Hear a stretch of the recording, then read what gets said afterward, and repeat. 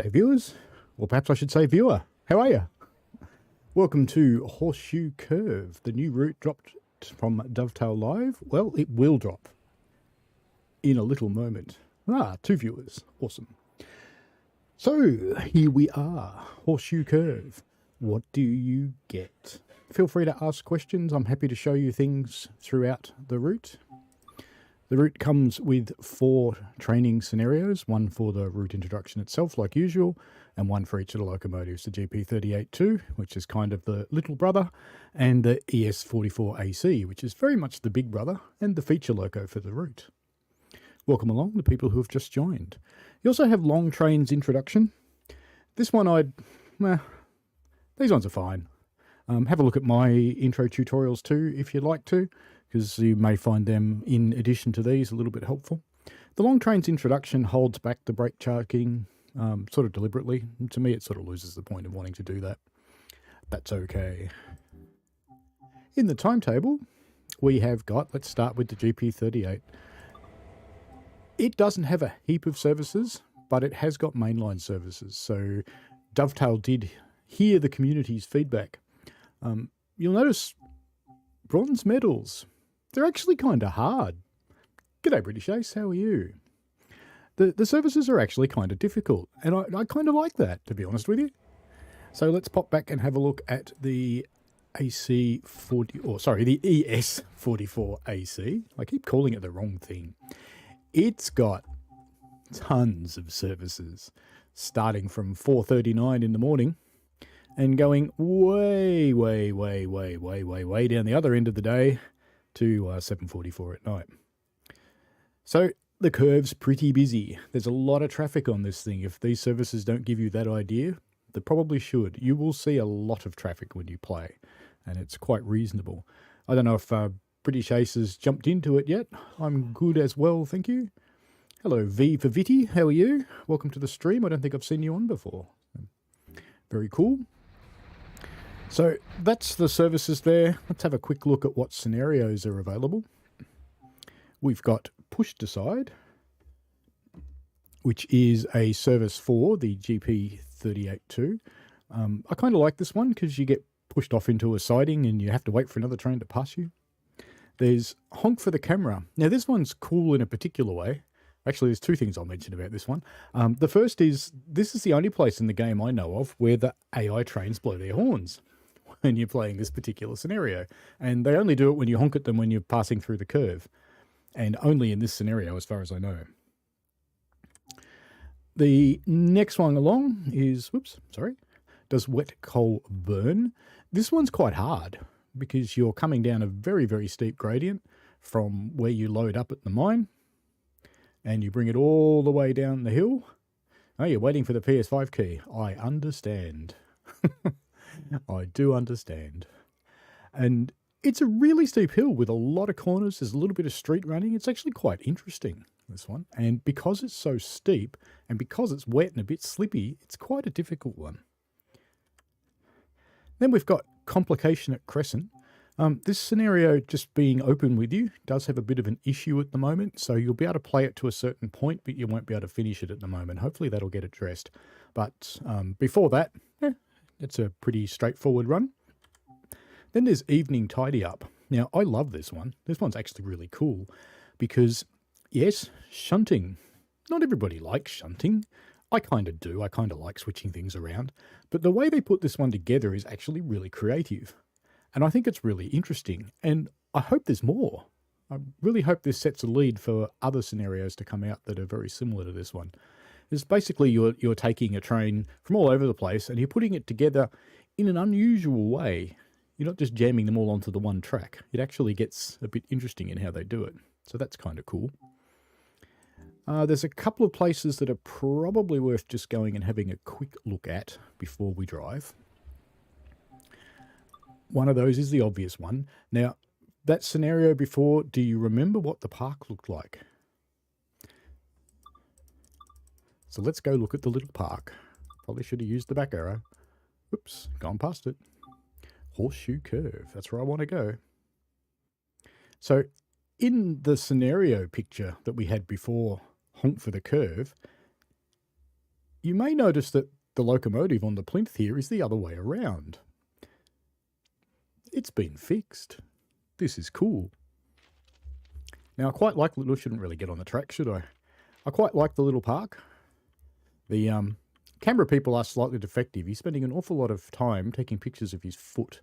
Or perhaps it's a blade of grass. But anyway, I'm sure that'll get sorted out at some point. It's because they took the mobile phones away from them and gave them different sorts of cameras. And I have to say, I feel sorry for this person. Because some years ago, my wife was this person, sitting there, waiting for me, waiting for a train. Life.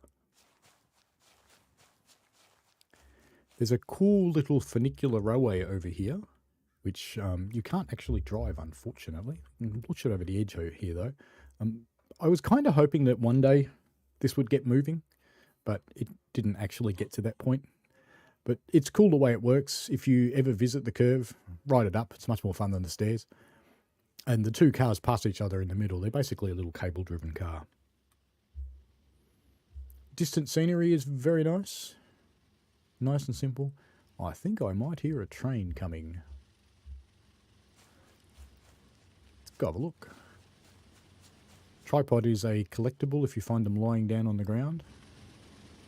You can read all about the curve on the sides.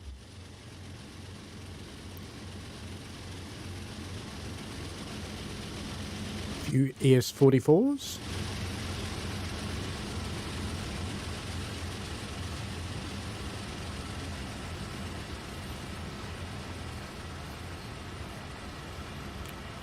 Every time I see that lady figure from a distance, it looks like she's got a mustache. It's kind of funny. But we have got the GP9 up here, which commemorates the machines that used to run on this route. Oh, hello. Sorry, got in your way.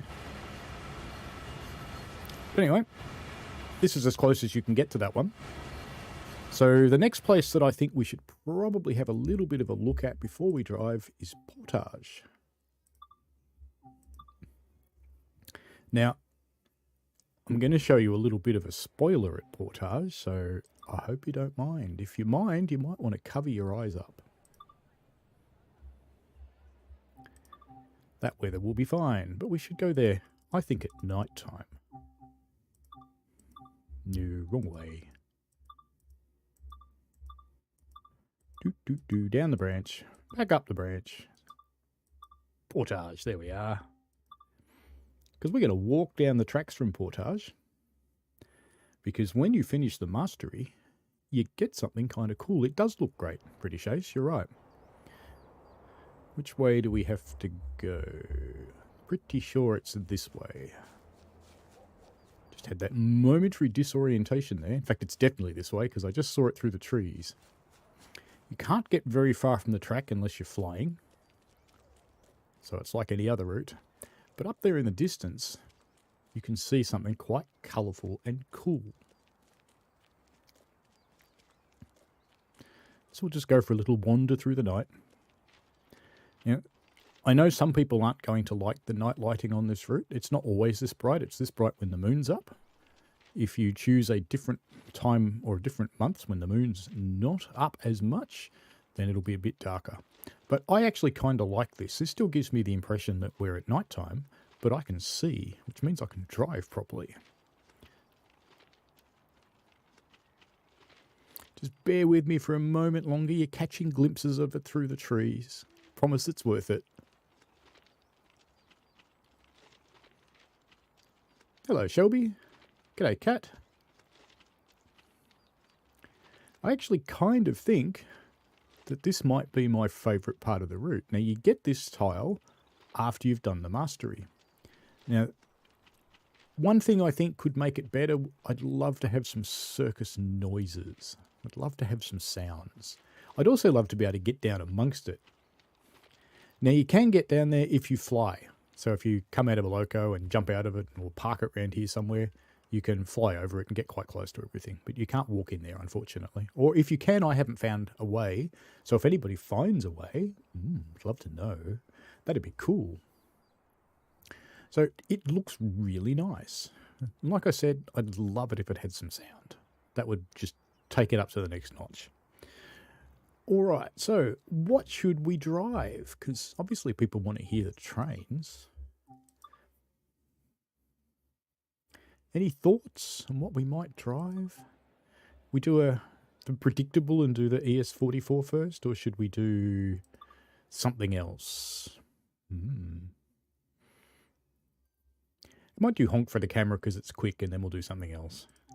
So this is the ES44. Let's jump in here and run this one. Now, probably everybody will do this one, so I'll run one of the more unusual ones afterwards, because you're going to see this from everybody.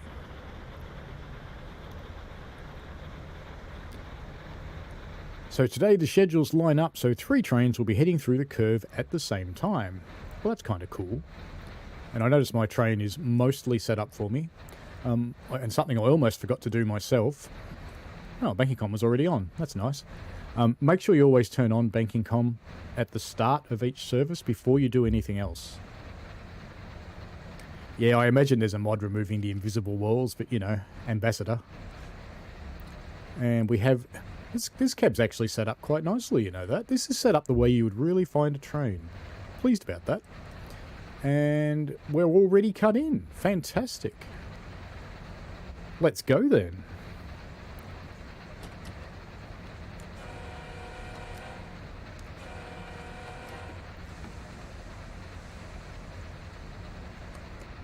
Just give it a couple of notches to start with.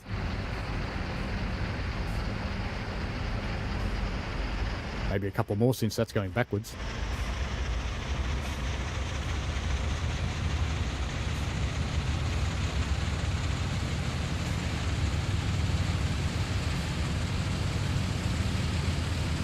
Yes, Trixie, I think that will definitely be possible. You can see some gondolas up here to our left, in fact.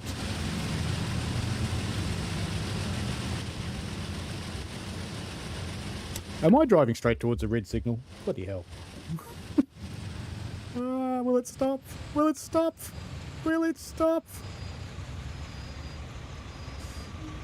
No. Oh, I don't believe I did that. That's embarrassing. What a way to start.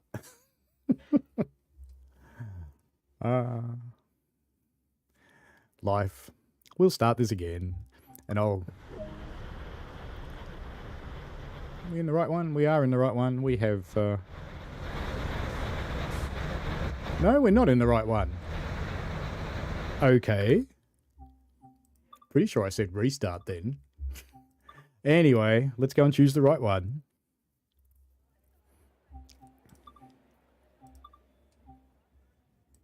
Let's start honk for the camera. This time for sure. And this time I'll watch the signals, honest. There are more gondolas in this thing, so there's a couple of different ones. That's definitely red. So let's just make this mirror the rail driver. And banking comm was already on, I think. Yep. Maybe. Probably wasn't. So let's just take this out and put it back in again. We'll go into forwards and we'll go have a look at those hoppers for you since that signal's red and we don't want to go anywhere just yet.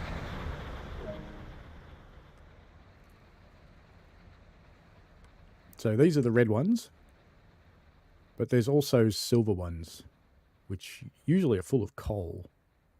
So no doubt we'll see some of those while we drive along. Not sure what else we'd find in the yard at the moment.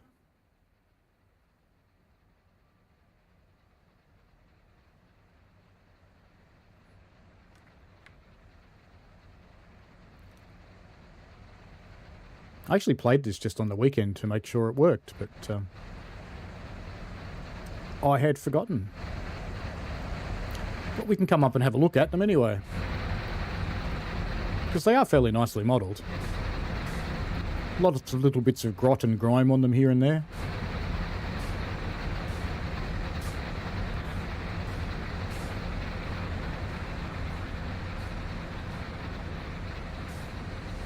They're quite different to the Peninsula Corridor. Hello, train. Looks like you're absolutely right, Trixie. There's a intermodal passing us right now. And another one passing us on the other side. And we have the signal. Did I put the reverser in? Headlights would be good. Let's go straight to 3 this time since we rolled backwards on 2 before.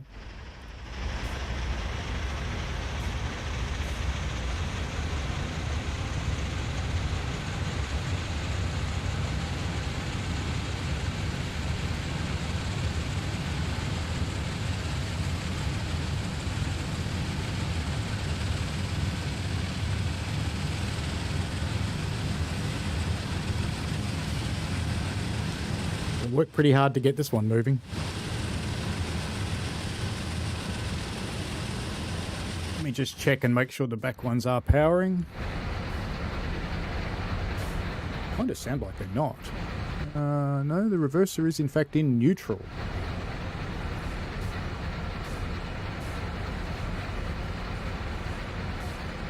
Maybe banking comm was on and I turned it off. Let me go and turn it back on. Hopefully this time, when we go back down there. So now we don't have a reverser handle. So I'll pull mine out and put it back, and then hopefully we will have one down the back. Because I broke my own recommendation when I was building the tutorials, which is to turn on banking comm first. And no, we don't have one down there.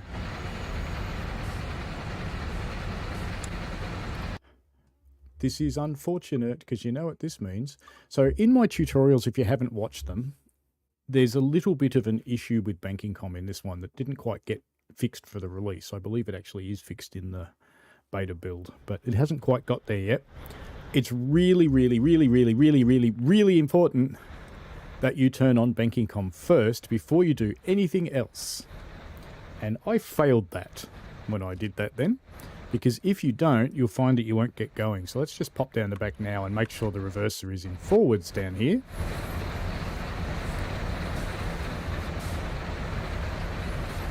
If I can not get in here without getting whacked by a container. So we have got a reverse handle this time. We should be right to go now. All right. So everything should be good. Release the independent. Have we got a signal yet? No. So I won't release the independent just yet. Let's see how we go. So sorry about restarting that then, but I just wanted to make sure we'd actually get up the hill.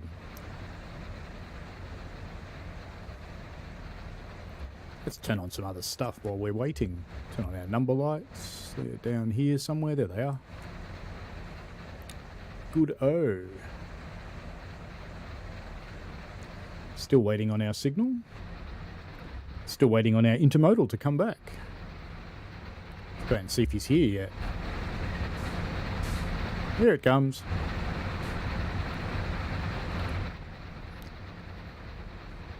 And because I know the signal's going to change, I'm going to be a little bit naughty. Just going to start spooling up a little bit because this shouldn't make us move.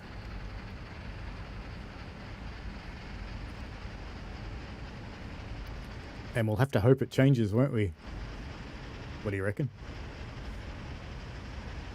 Because I seem to remember we got the signal just after he passed us. There we go.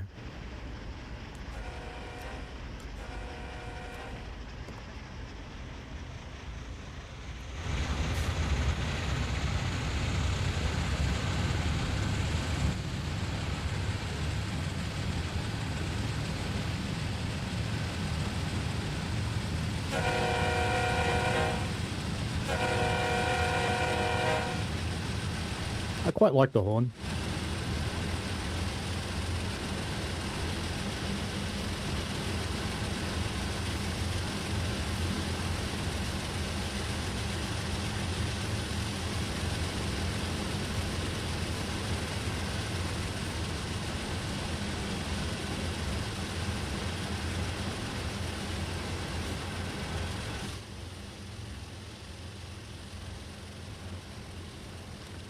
Pick up another notch.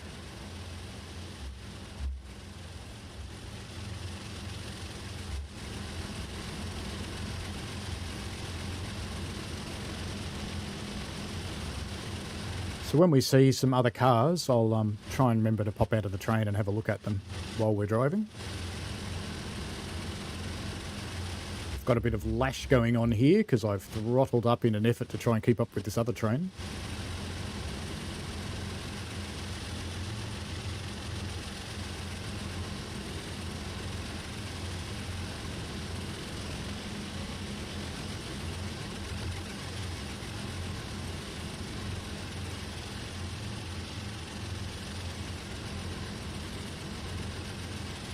It's nice to have an ES44 in the game, and if you hadn't noticed, yes, it works with Raildriver, on PC anyway. I suspect right now we're speeding, and if I turned on the HUD, we'd probably know that, so I won't.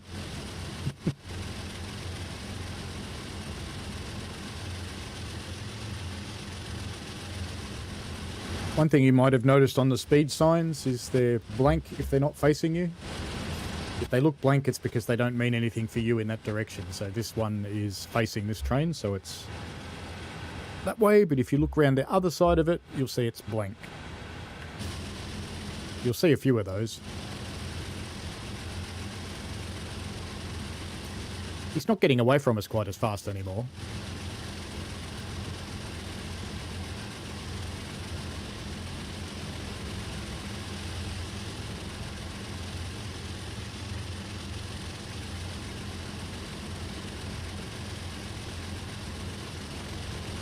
He, of course, being an AI, gets to go up to full speed pretty much straight away.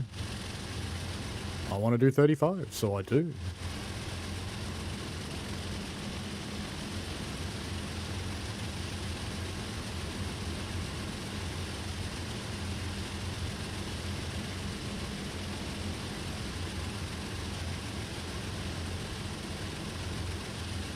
So is that the moon or a space station, you reckon?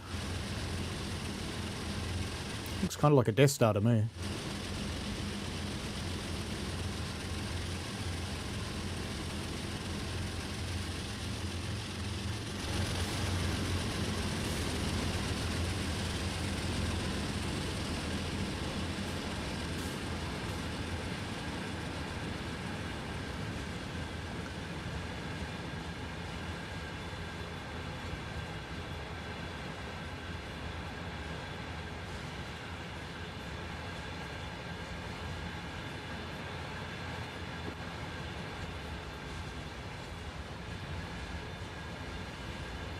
They just go on forever, don't they? Think we'll catch him?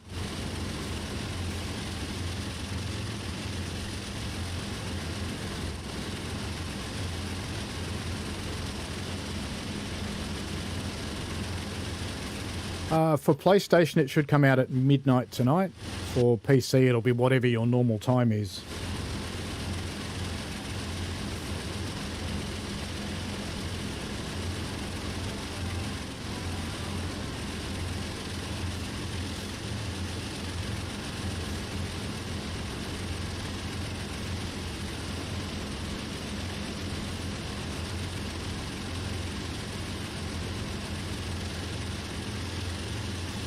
You will find a couple of level crossings. You probably just saw one there that aren't functional. There's not a lot that don't work, but there are a couple.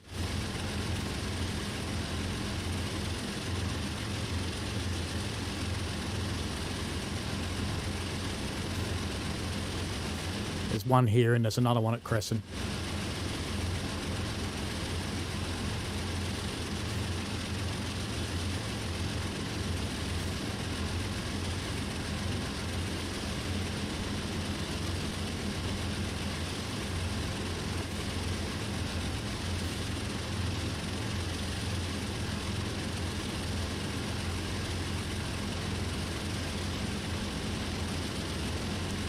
It'll come out on PC at whatever time they normally release for you, so that actually varies a little bit around the world.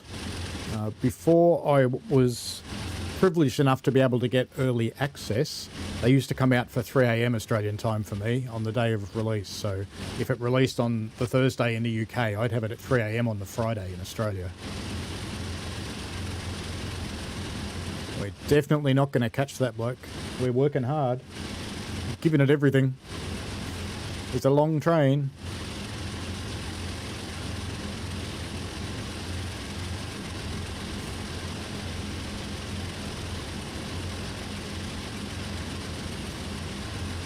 You can see the valley that the curve's in now, so it's quite nicely modelled. I think they've done pretty well on the scenery. There's a nice balance of stuff that you can see from the tracks that's quite detailed, and the distant scenery has a nice look to it. So it's not fully populated with trees and things which would cause performance nightmares, but it looks good. It's like those mountains up there, they look pretty good to me.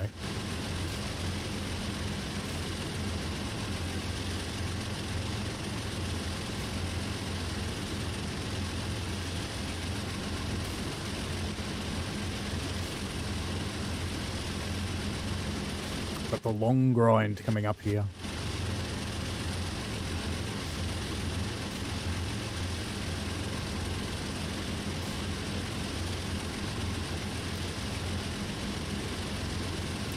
The ES44 does have one, but at the moment you can't actually turn it on. There's no switch for it. Now, I think you can turn it on and off from the rail driver, but I won't chance that in the middle of a stream.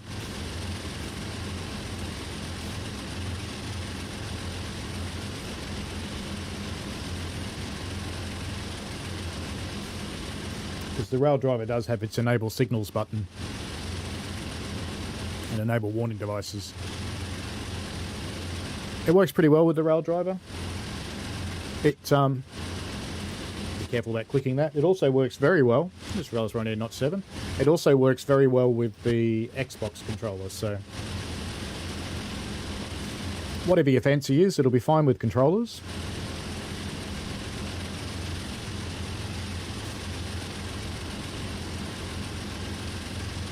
We're definitely not going to catch our AI friend no matter how hard we try.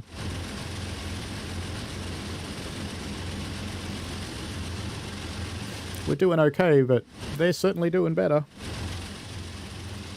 The big race up the hill.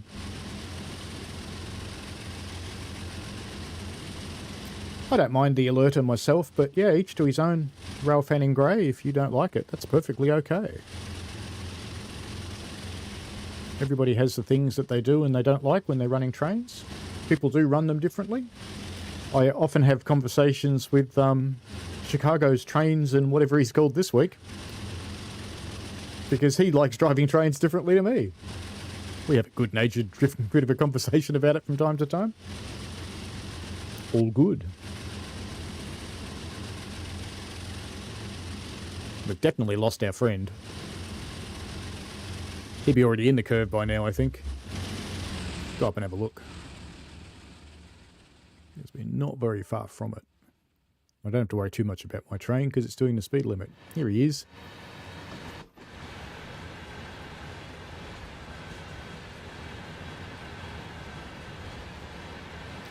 Just get the handy drone out and go for a quick fly.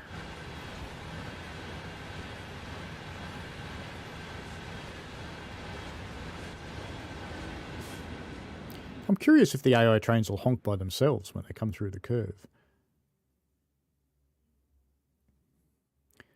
So this is the entry to the curve area here. A little park comes up on our left. So it's basically the spot we were in before walking around. The advantage of flying, of course, is if you'd like to go and have a closer look at the visitor centre down here, you can get a little bit closer to it. Can't quite get in there, but you can come close and you can see the rail cars. Travel back up again. So I'm glad that they allowed flying through there. The rocks look really cool. They do remind me a little of the Cane Creek rocks with a slightly different viewpoint. So then all these people came up here to watch trains, and look, hardly any of them are. I was going to honk the horn, but that's not me. Oh well.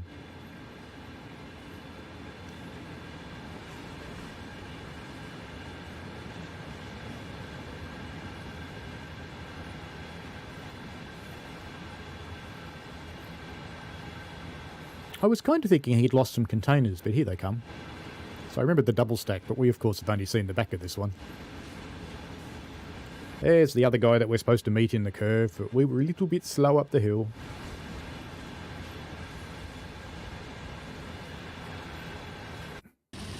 How are we going? Oh, we're still climbing the hill.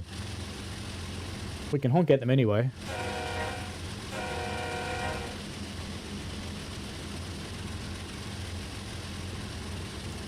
Climbing, climbing, climbing. While it's climbing, the route is quite large. And the yards at each end are quite nice, quite populated. If you're into building scenarios, a lot of these tracks are accessible, which is a little bit unusual, and I think it's a really positive sign. So there's lots of good yard tracks that you can use. There's lots of opportunities to make scenarios.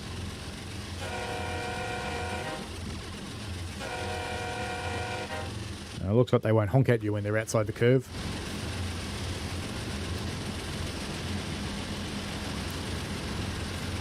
So we've kind of managed to have our 3 trains in the curve at the same time. There's the other kind of gondola, the silver ones. And there are flat cars, but you don't see them very often, I have to say.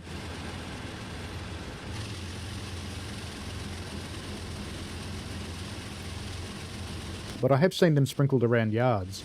I'm not 100% sure I've actually seen them on a train. I'm not 100% on that one. All right, Ralph in Grey. See you later. Thanks for coming in. I'm giving it a bit of a watch.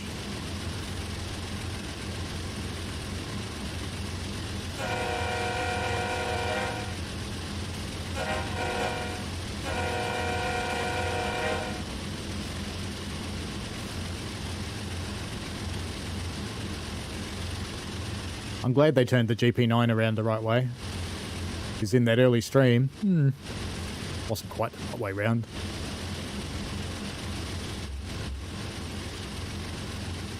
So you can see what I mean, that the distant view is quite nice. If you run one of the sunset trains up through here, it's actually quite spectacular. Or one of the early morning ones. They're really nice as well. And you can see in the distance there, the back of our train. And at some point, you'll see some ES44s on the back.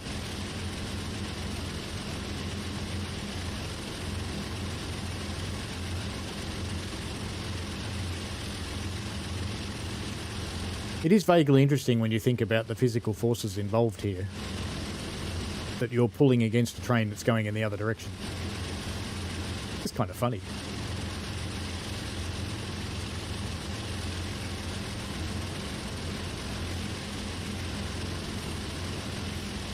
Now, there's no particular challenge to climbing up the hills, but once you're heading down the hills, it gets a bit more interesting.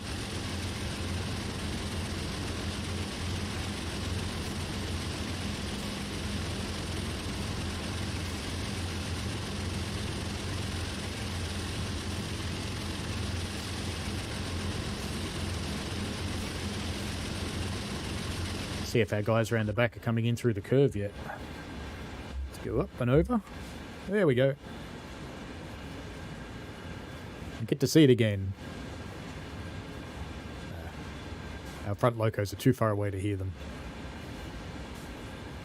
This will probably change tiles when I change back to the front, so expect a little bit of a delay.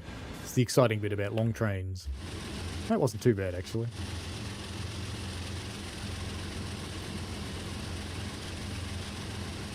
Is there anything anybody would like to know about the ES44 while we're in it, before we switch over and have a run on the other one?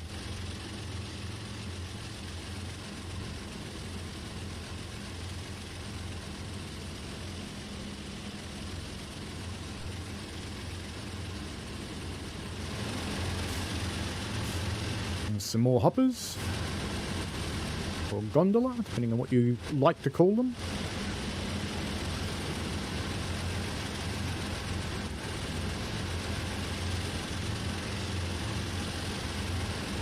And it's not just the scenarios that have this many trains, the services do too. Quite cool.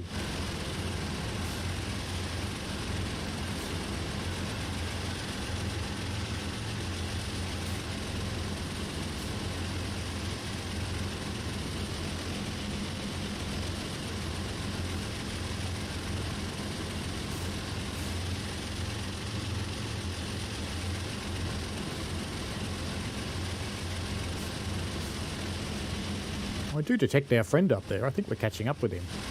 But I also have a faint suspicion we get an adverse signal soon.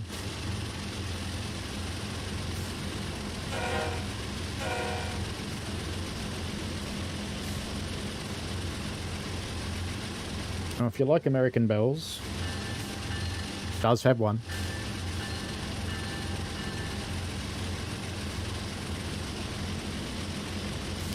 And based on YouTube videos I've looked at of these particular locos, it does sound like the right bell as well. And the horn sounds pretty spot on too.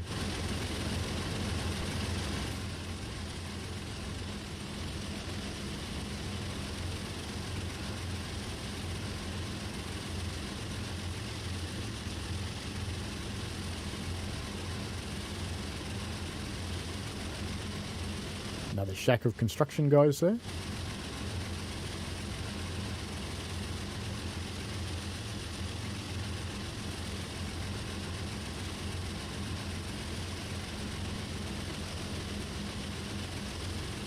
And we're not too far from the summit, so we'll start heading down the other side fairly soon.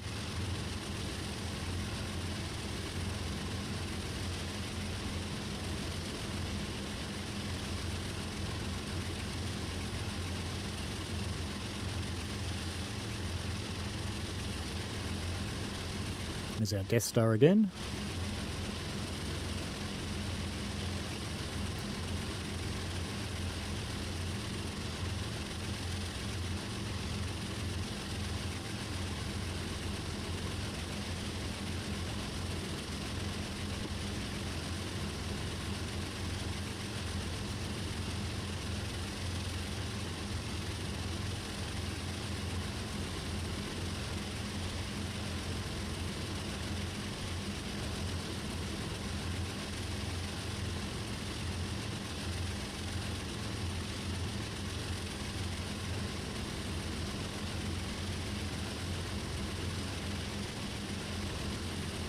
Climbing away.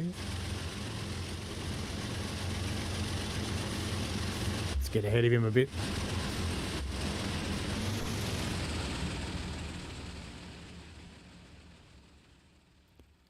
Just move far enough away that you can't hear it anymore, and then we can appreciate the noise as he comes past.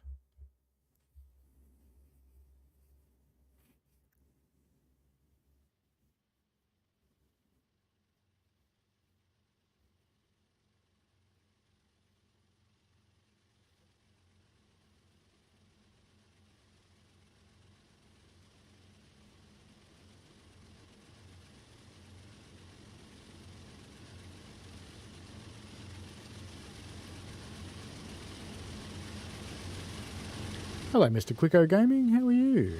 Welcome to the stream.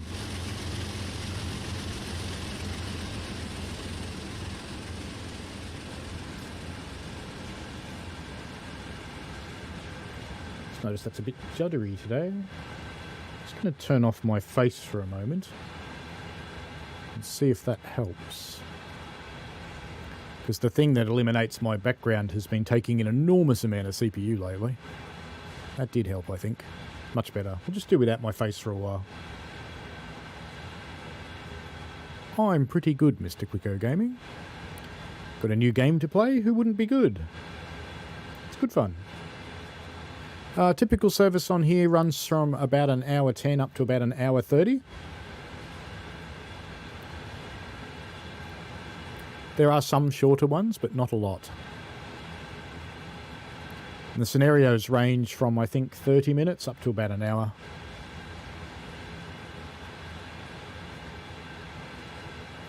I think that's enough of them, isn't it? They are, after all, pretty much all the same.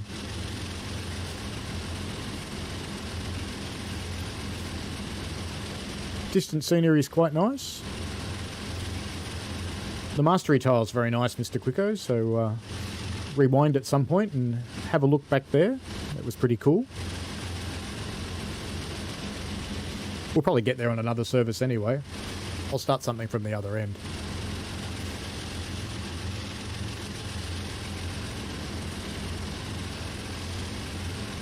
I'll do something with the GP38 next.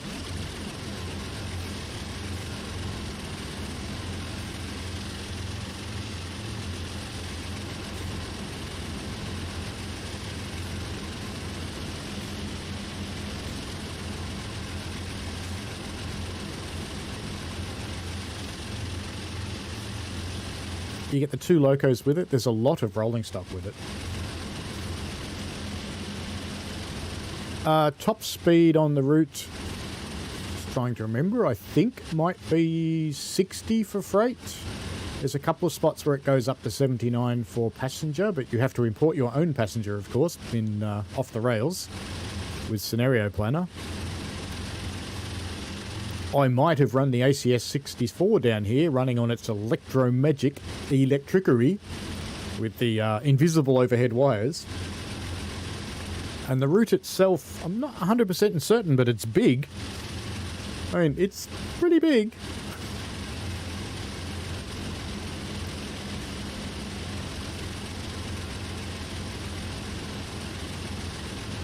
And even with the fast spots, there's enough curves and hills and interesting things to keep you engaged while you're driving along.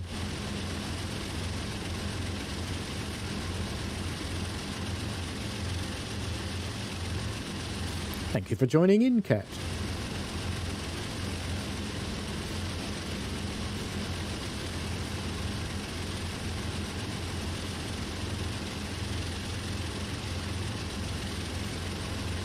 Yeah, we have a yellow signal coming up.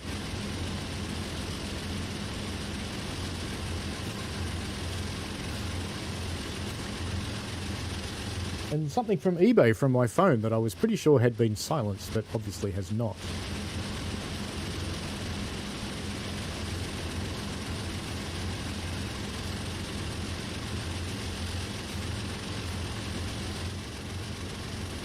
Just keep an eye on that yellow signal.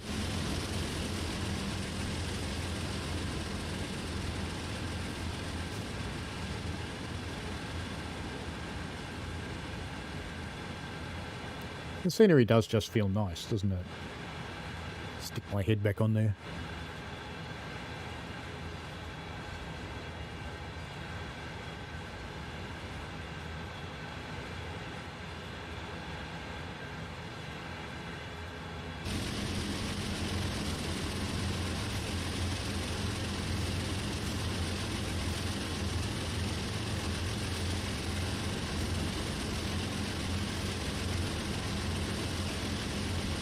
Two miles to our yellow, which would probably put us pretty close into the next town. We're at the point where the main line diverges away and they go through separate tunnels. So if we zoom in, you can see that they get further apart and then they get a long way apart. And you can even do a complete loop around here. I don't know if there's any services that actually do that. But I'll certainly be giving that a try in Scenario Planner and see if you can in there. That'll be interesting. It'll be kind of fun. Go up the hill and then go back down again.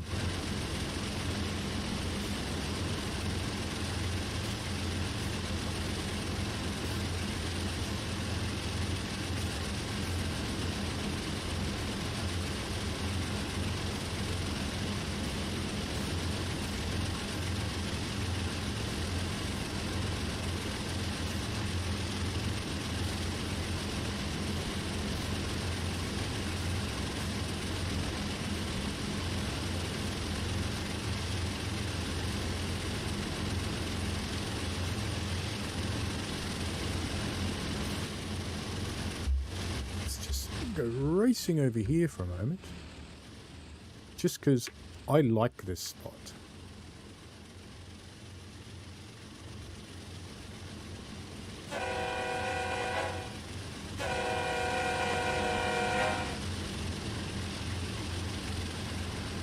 Who wouldn't like this spot?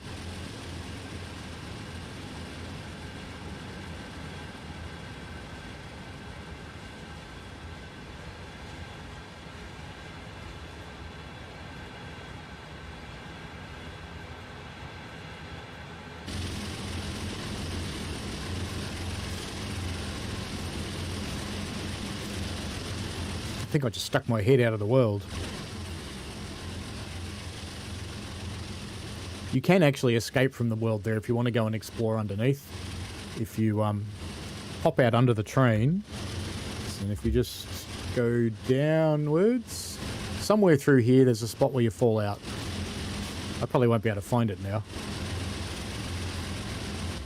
They are the same people that made Cane Creek, yes. There's 3 people. Ooh. That's not good. Bugger. Do you know what? All the times I've been playing that, I've not had that happen. That's not cool at all. Ah, well. That's the life, isn't it? The predictability of streaming.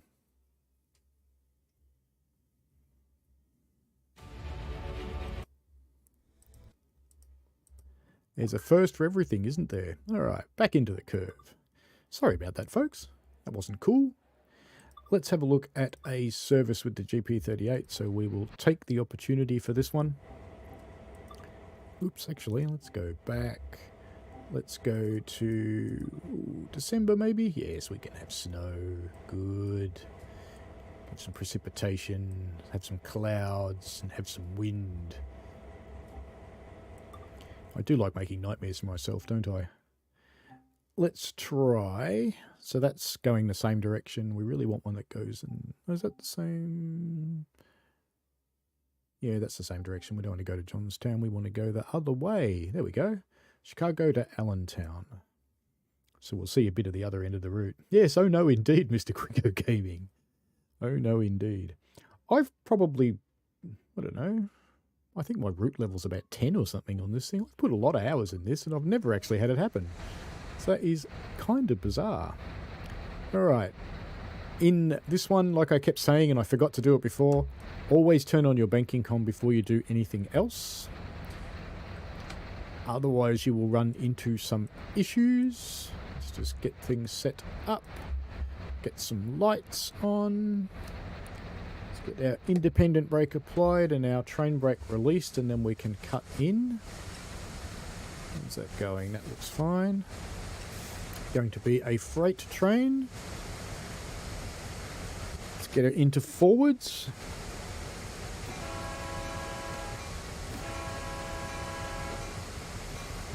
I don't know if I'm allowed to say when I first played this route, Mr. Quicko Gaming, because I am in the beta team. Let's just say it was a while ago.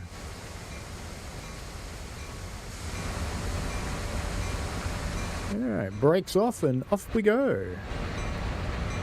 So we'll just have a quick fly around Johnstown. Actually, I'll sit here and shut up for a bit.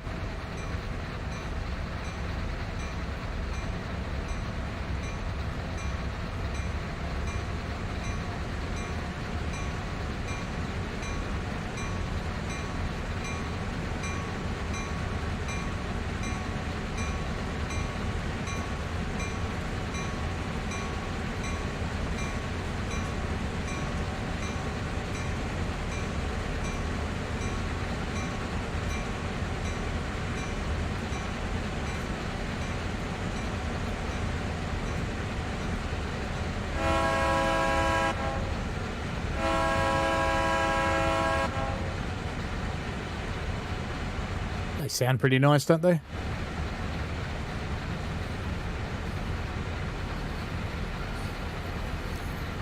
So this is a bit of a mixed train. You get to see a good selection of the rolling stock that's on the route with this one. And we've got an empty coal train sitting on our left there, probably getting ready to go to South Fork.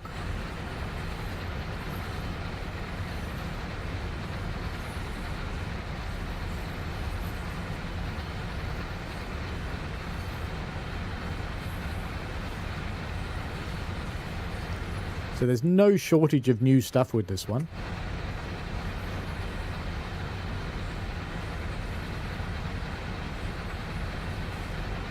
Just wait till this comes past and we'll go back to the front. It looks like it's all covered hoppers from here on out, so let's go back up to the front of the train. Stop our little Beelzebub. So this is the Johnstown end of the route. The town is quite large. It goes on for rather a long way, so if you're out of your train and you go for a fly, the player area doesn't extend that much further than around here, but they do actually let you fly through the whole thing, which is really cool because the modelling of the town, I'll leave that up for you guys to go and explore down there, but the modelling of the town is really nice. So much stuff to go and see, and they've spent a lot of attention to detail on it. There is some track down there that I kind of wish was in the game, to be honest.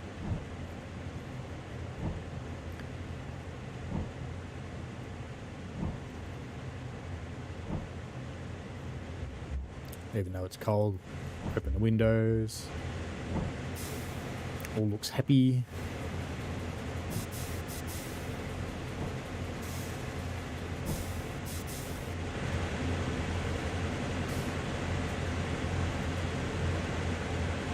Do you reckon it's time for Notch 8 yet? I do.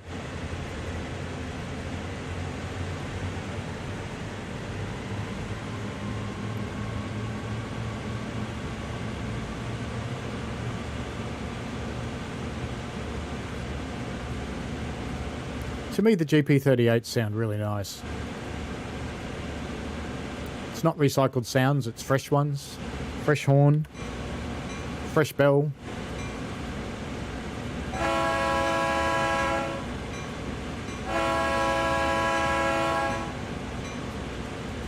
I kind of think it's got the loudest horn in the game. I like that.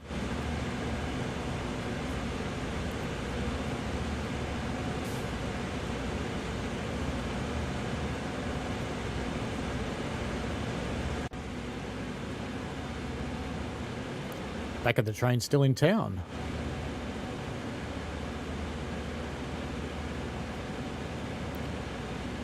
Most routes have a favourite season. I think this one, it doesn't really matter. It seems to work quite nicely from a scenic perspective in all of the seasons. So I quite like it.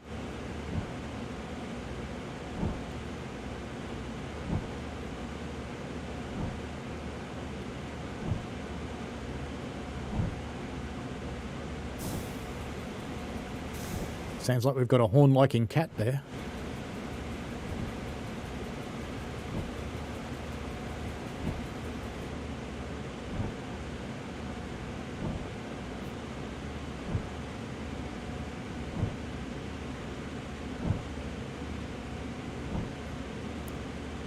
And for a weird change, I'm keeping the inappropriate comment inside my head.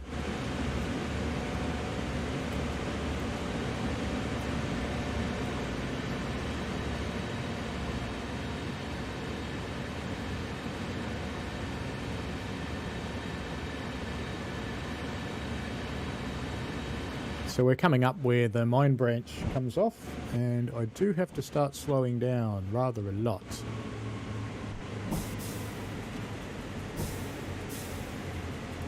That's called not paying quite enough attention. Just give it a nudge of brakes.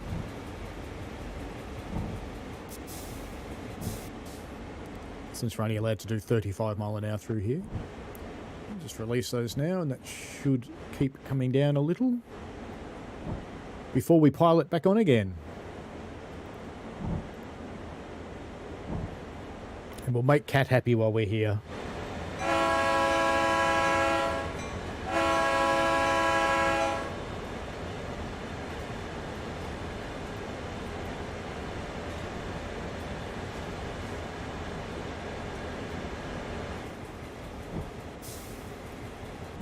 Put some power back on again now.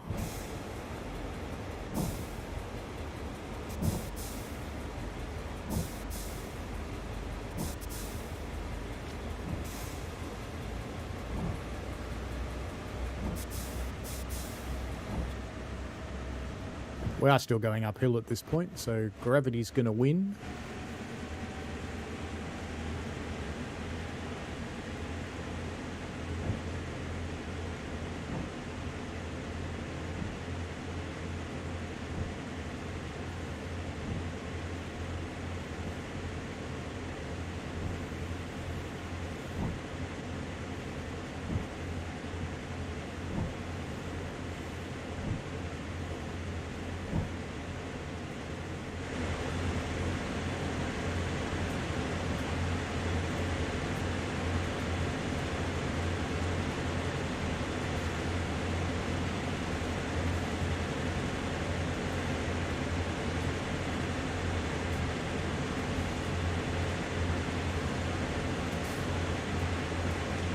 We won't run the whole route with this one because I'll pop up to South Fork after we pass the circus.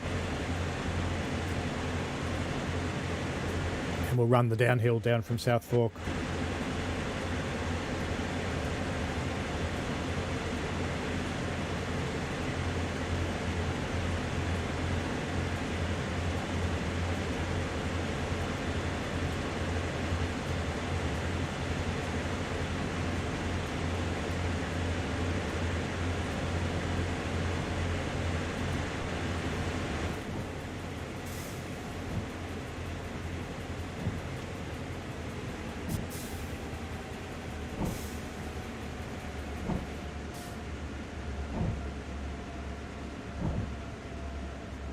We get a new device in this one, this little box sitting up here, which tells us the brake pressure at the back of the train. It gives you some buttons to press that don't really do anything. They just go click. Just don't hit that one, because, you know, you can tell what happens when you do that one.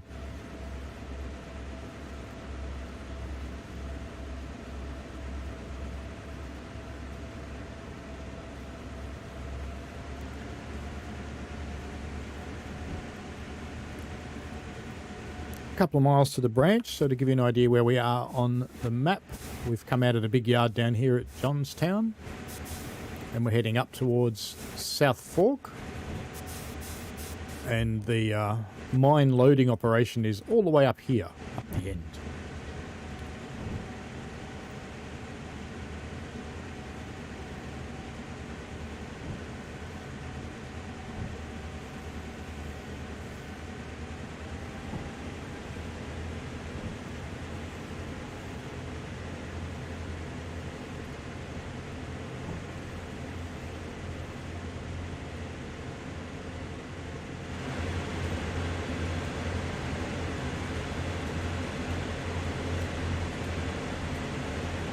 Feels kind of like Christmas time, doesn't it? Wouldn't for Aussies. Pretty rare for us to get snow at Christmas. It's pretty rare for us to get snow at all.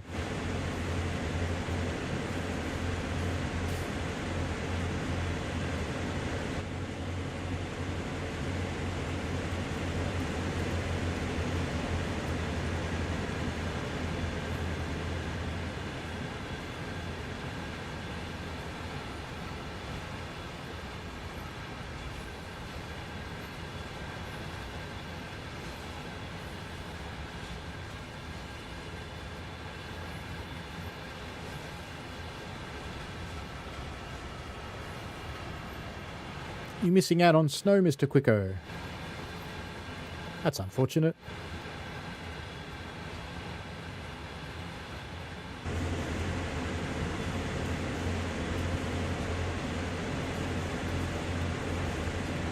Mind you, I imagine actually living with snow would be a bit of a pain in the bum, really.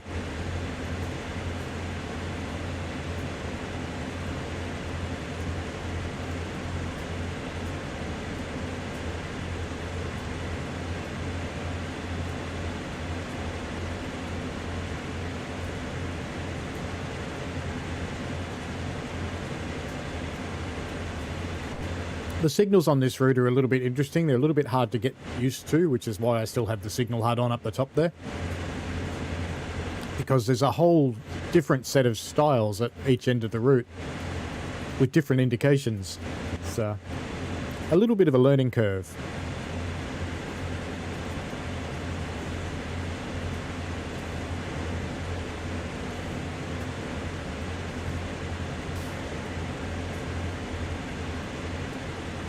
Coming up on South Fork now.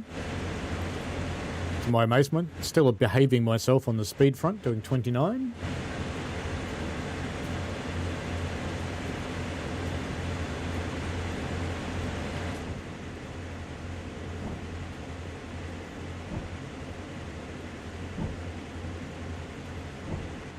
Oh yeah, this spot. The ambassadors are calling this Horseshoe Meadows with all of the plants growing across the track here. That looks like it might be a train. What do you reckon?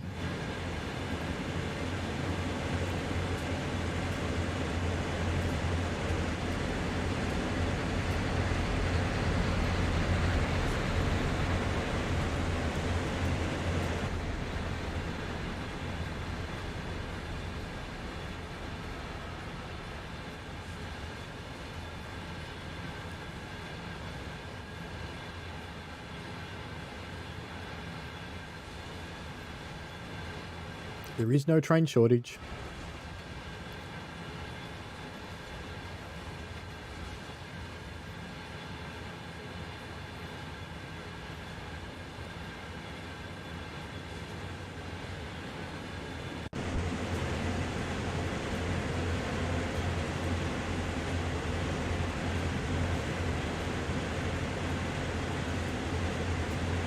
We'll be able to speed up in a moment when the back of our train is past that sign.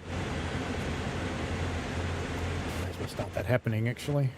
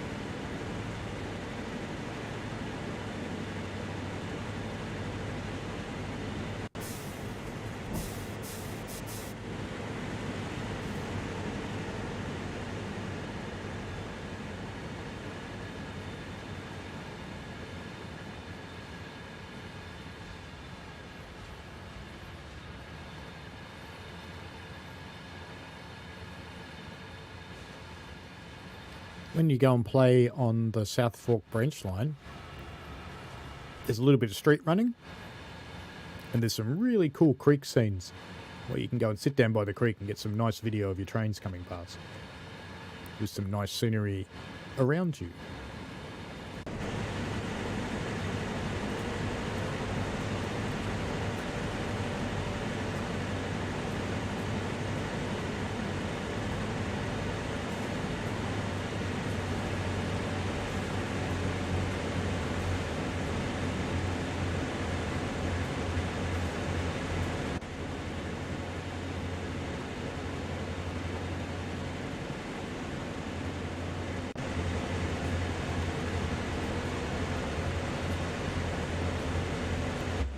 Up a bit so you can see South Fork. It'll let me. There we go.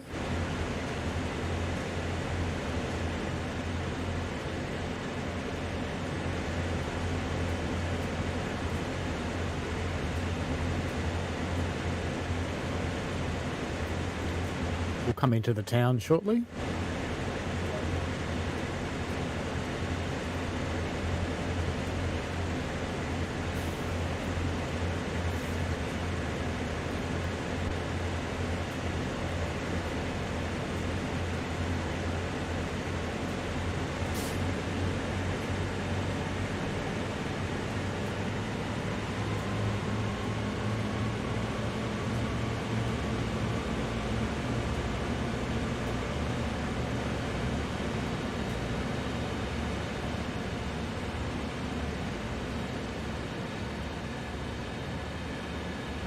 Welcome to South Fork.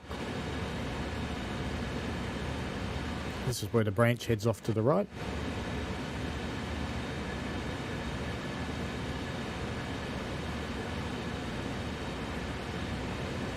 And this is the South Fork Township here.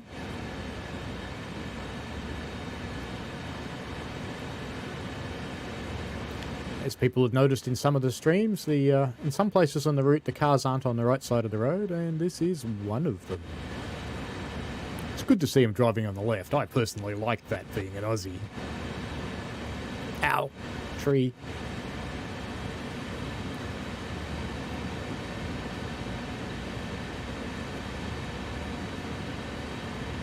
Maybe the rest of the world just came to its senses and decided to join the half a dozen countries driving on the left.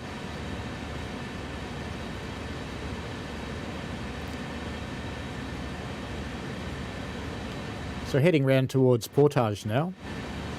So we'll just go around and see what the circus looks like in the snow, and then I'll switch to the downhill scenario.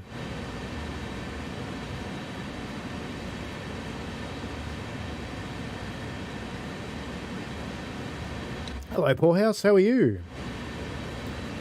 I like it quite a lot, to be honest with you. I'm generally not a fan of the US long freight haul. It's like, Yeah, Cane Creek kind of bores me to tears. But this one, the gradients change a lot. There's a lot of speed changes. There's adverse signals in the surfaces because they put other trains in front of you. I think it's pretty cool. It's quite engaging, quite challenging. You've got 2 locos to play with. If you bring it into Scenario Planner, there are heaps and heaps of track areas that you can use to start and stop trains, which is a really nice change. And I'm glad to see that. The scenic modelling is right enough. So the distant scenery looks really nice. The stuff around the tracks, generally speaking, looks nice. There's a few areas where the grass is a little bit regular. You can sort of see it over there, I guess. But for me, everything else just makes up for it, and it's kind of nice. Look, bridge pawn. We're missing out on bridge pawn. Ah, bridge pawn. There we go. Perfect. Would have helped if I had the locos on it, but you know, that's life, isn't it? So I hope you're doing well, Poorhouse.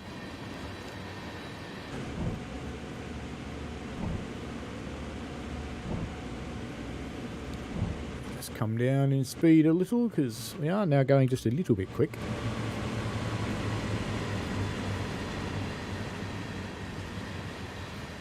So there's a good combination of low speed running and high speed running through the route. So yeah, stay on your toes a little bit. Plenty of different rolling stock to play with, plenty of different services. The GP38 services are maybe a little light on, but it's not the hero of the route. The ES44AC is definitely the hero.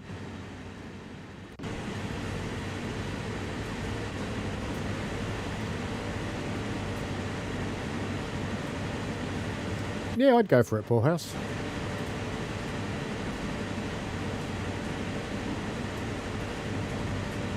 I think each time Skyhook have brought us something, they've gotten a little bit better.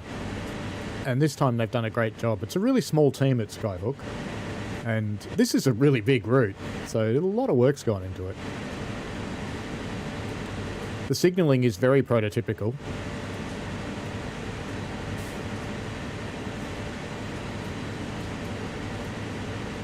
I don't mind Sherman Hill, oddly enough. Because the same sort of reasons. It's got some really challenging aspects to it that make it so that you actually have to drive, not just sit here. So when you're running uphill, you know, like this, you don't do that much. But, although, throttle down a little maybe because we're going too fast. But when you're going downhill, yeah, you have to do a lot. Is it as handsy as the German routes? No.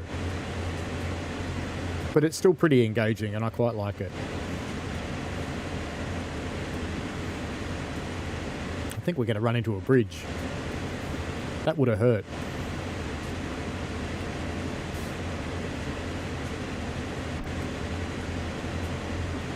I think we're not too far from Portage now.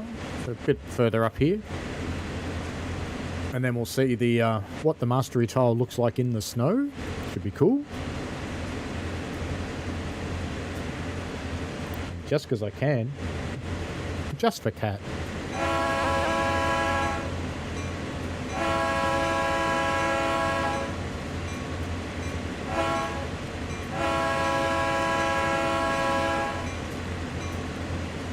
Since she likes the horn so much.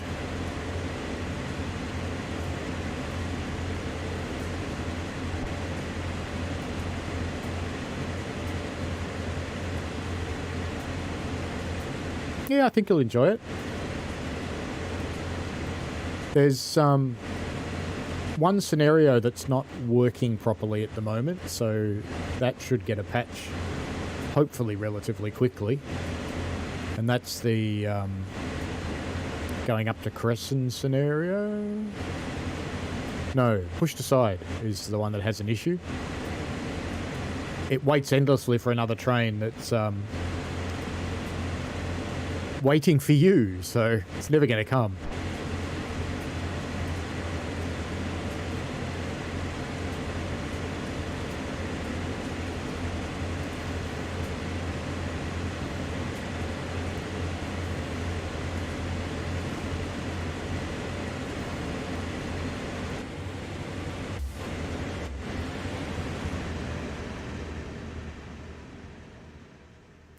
have a bit of a listening moment.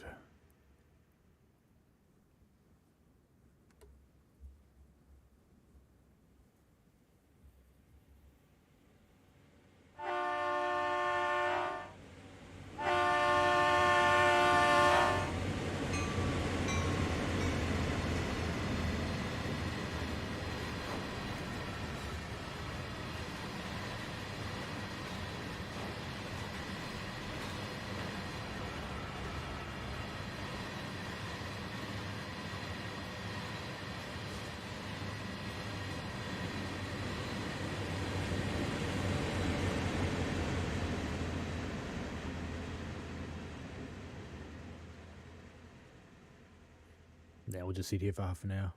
Nah, I'm not kidding. Whew. We almost missed it. Whee!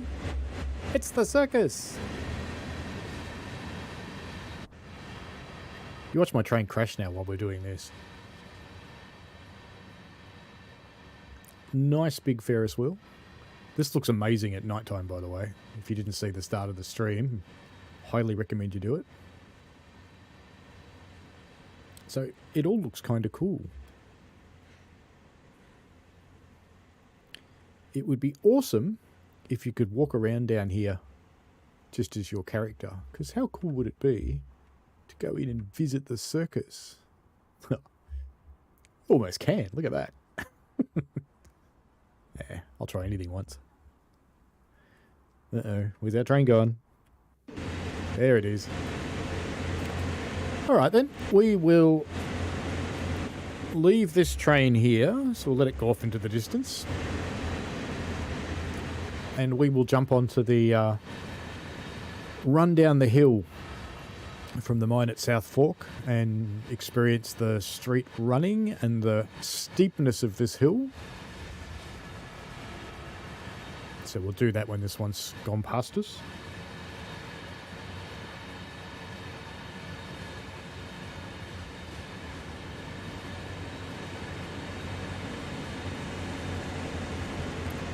Bye, train.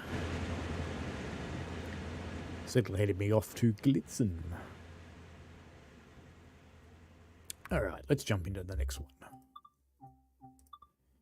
Back to the main menu. And we want to go to scenarios and does wet coal burn. That's the one we want. So let's crank that up.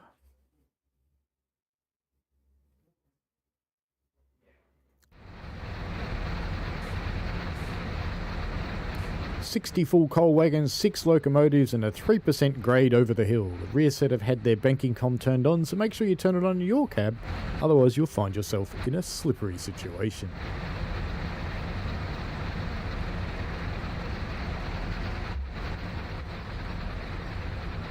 Up we go. Door. Door. Leave this open, but we'd fill up with water. Now, this is a comfort cab, so it's a little bit quieter than players might like. So, first up, banking com. That's already applied. Let's just hit that into release. Are we cut in or not? We are. Fantastic. Looks like we're pretty much ready to go. So, let's start throttling up. Sounds like we are. Let's get our headlights on. Instrument lights. We've done everything else. Better turn our number lights on back there as well. Oh, the distance counter actually works, so you can play with that if you want to. Let's give it a little bit more grunt and release the independent brake. And away we go. I'll pop outside so you can listen to it start. So let me just check those points. Oops. That's better.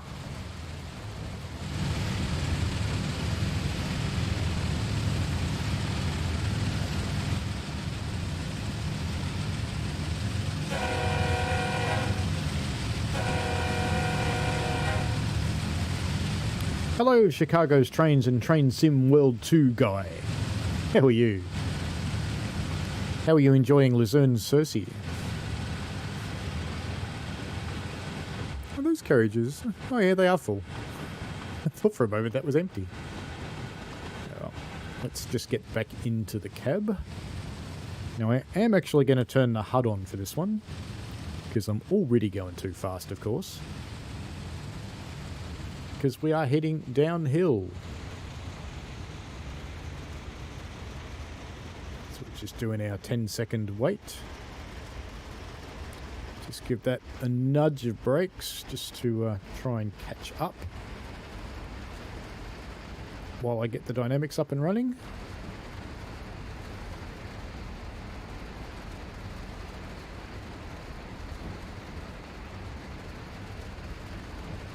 Looks like our dynamics are starting to come on, which is excellent. 5:48 AM. You know, that's about the time I'll be getting up for Dovetail's stream, which for me will be tomorrow morning. It starts at 5 AM. But let's get some more dynamics happening on here before we crash this thing. Let's give it a bit more service brake as well. I get my dynamics all the way on, and then hopefully I can release the service brake a little. Alright. Oh, level crossing. We'll just pretend that was 4, huh? Now these crossings that you find that don't actually have flashing light crossings on them, I went through them all with Google Maps, and they don't. We're slowly starting to come back under control here. Speed's starting to come down, which is handy.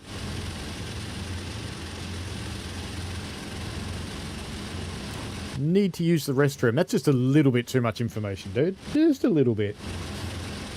Don't have too much fun in there, will you? Probably should have honked for that road, shouldn't I?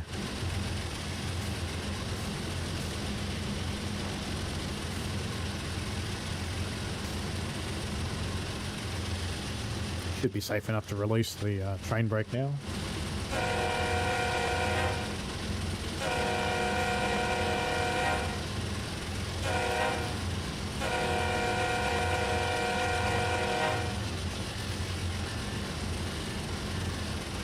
This is a little bit of street running that you get to do.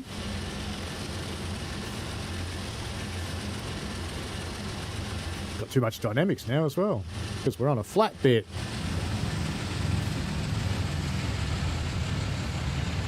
What do you reckon? We just stop in here in town and get a coffee?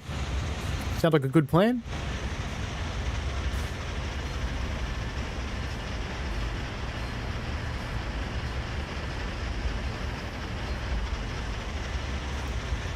Imagine living there and having this thing roaring by your door every day.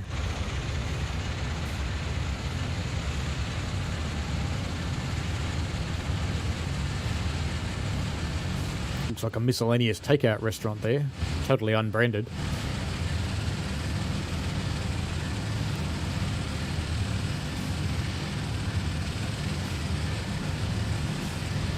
Won't be long before we get back down into a steep bit again. Oops. Another road. It's hard to see the roads in the rain.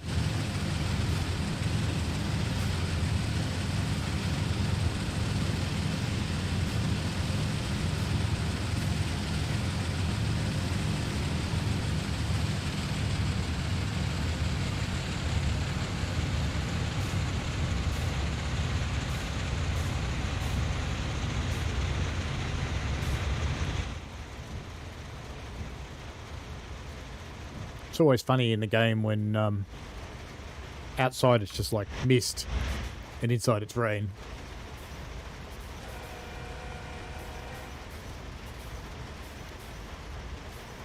We'll just pretend I'm honking the requisite 4 times.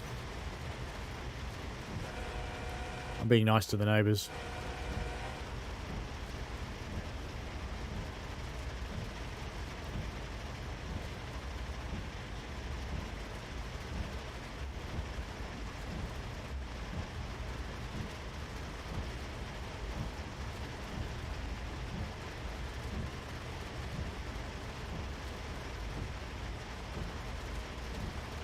This chain is quite overpowered for the uphills because while we've got 80 Coles cars, we've got 6 locomotives.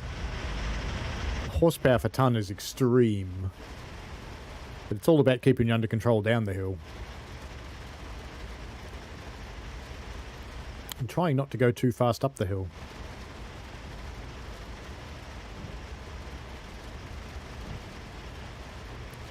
So it is a ridiculous amount of power.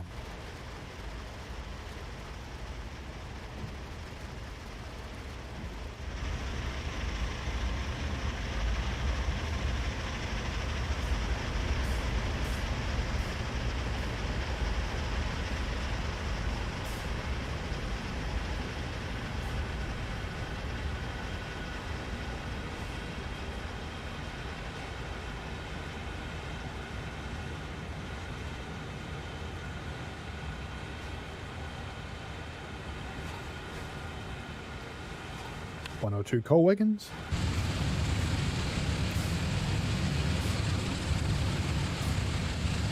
Six locos and 80 toppers, indeed.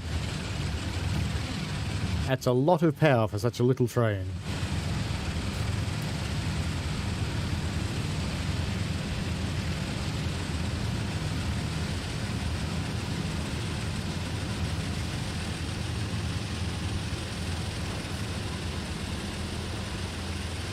Front of the train's back on the flat now, the back's still going up the hill.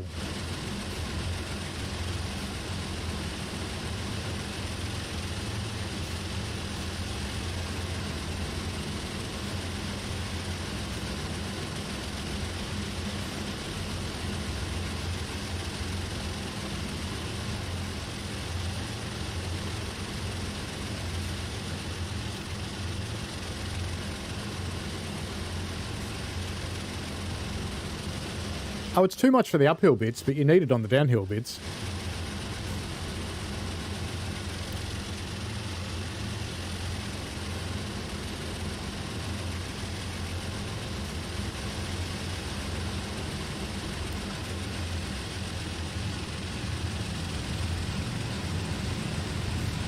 Why don't you like the sounds, Chicago? I actually reckon it's quite good.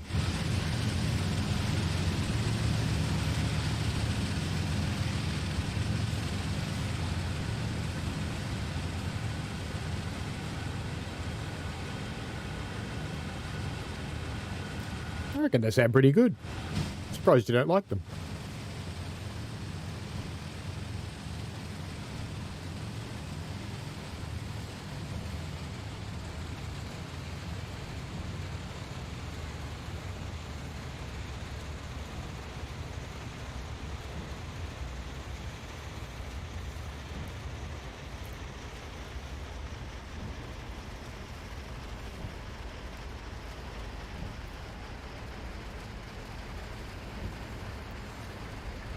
Joining up with the other branch here.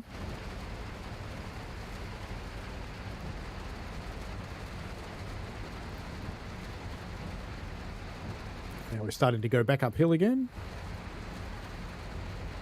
Up a ridiculously steep gradient, so I'll start powering back up.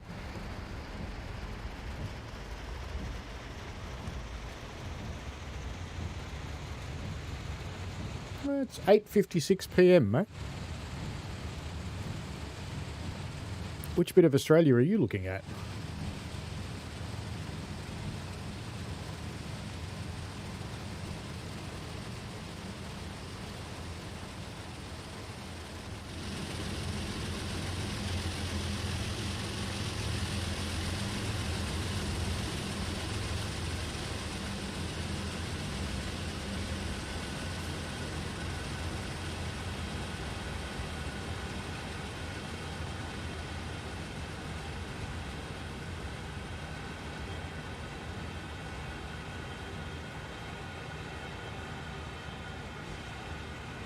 You sick of looking at coal hoppers yet? I am.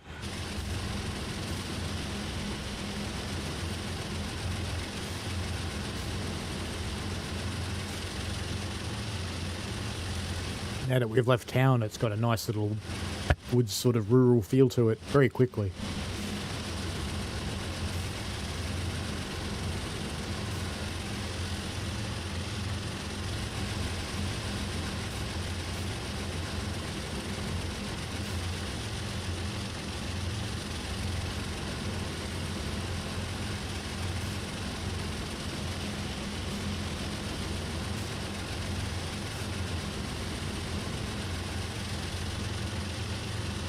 You're starting to see why it's got so much power now?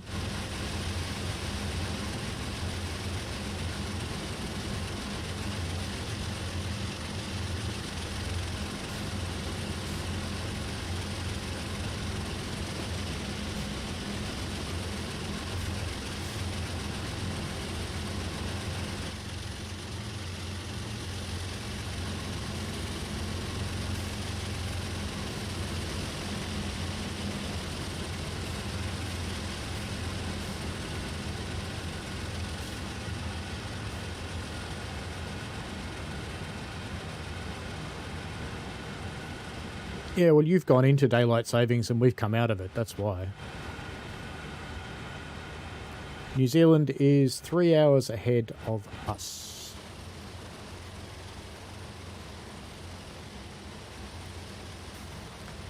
G'day, Richie Peach. How are you? I am doing well.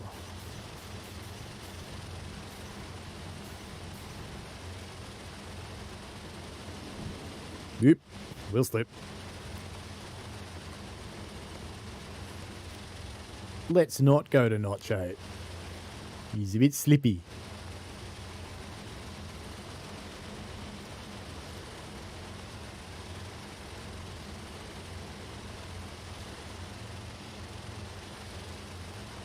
Maybe I could put down some sand and go to Notch 8. Let's see what happens. No.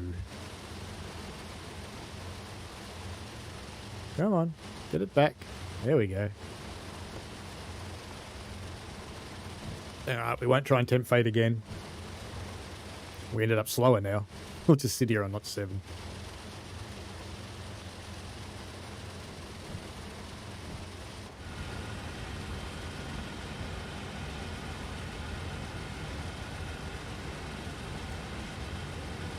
This sort of lighting with the sun and the fog really shows you what Unreal can actually do.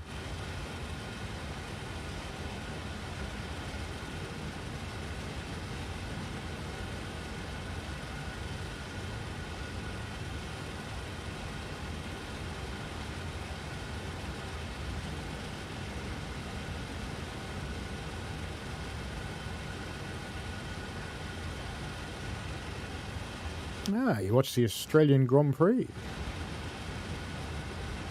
I live here and I watched it on replay so I could fast forward through bits of it.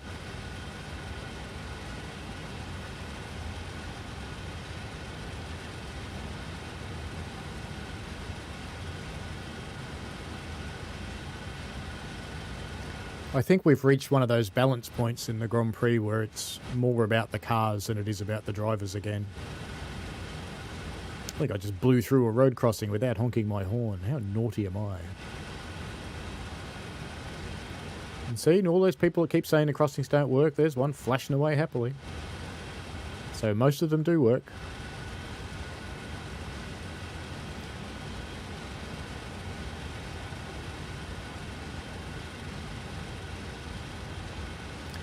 Grinding up towards Summit.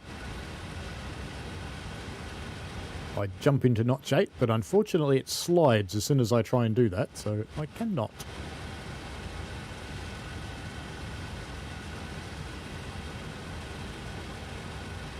This scenario actually is quite difficult.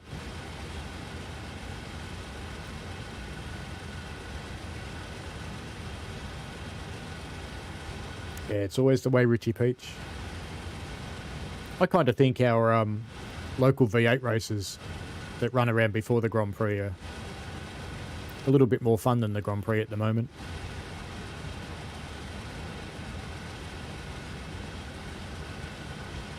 Happens this way every couple of years. A few of the teams find a way to get around whatever restrictions the Grand Prix people put on, so they get a little bit faster than everybody else, and the others just can't catch up.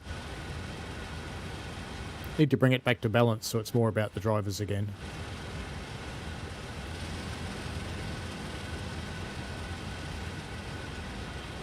Hello, Nicky Russo 2786. How are you? And good evening to you.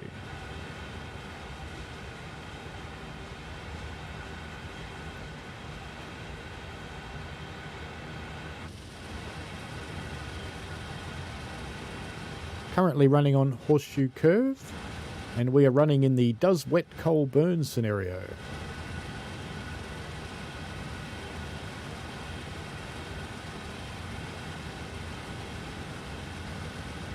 Oh, it's a fair bit. How many tons is it? 6976, so it's a fair bit.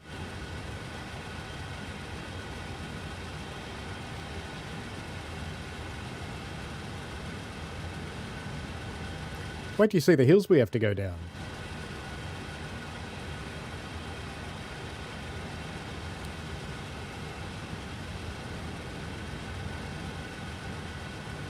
I think only America does PSAT. You might have to explain what it is.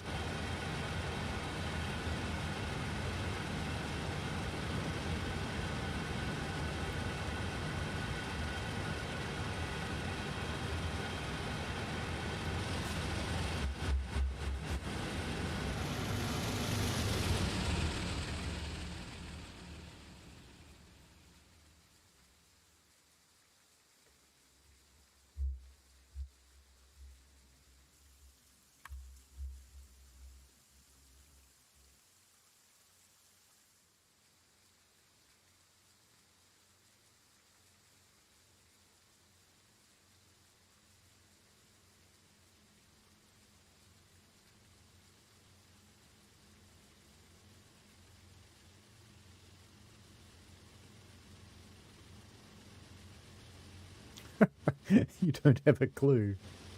Oh, I hope you do well anyway.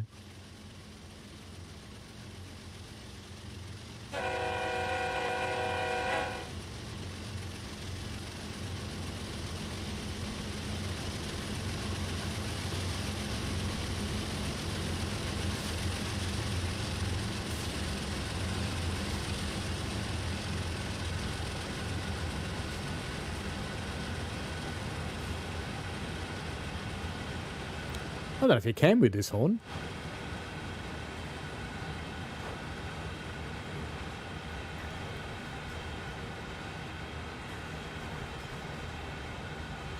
There's a lot of them, isn't there?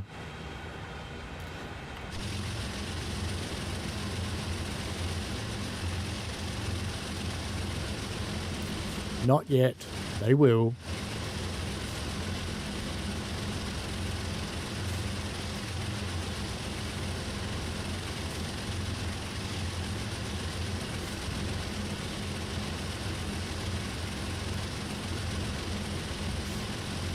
Actually, interestingly, I don't know if I turned them on.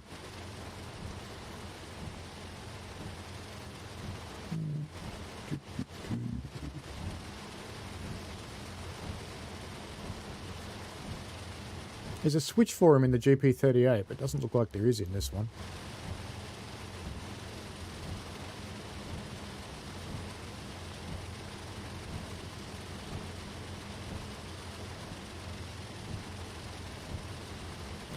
No switch.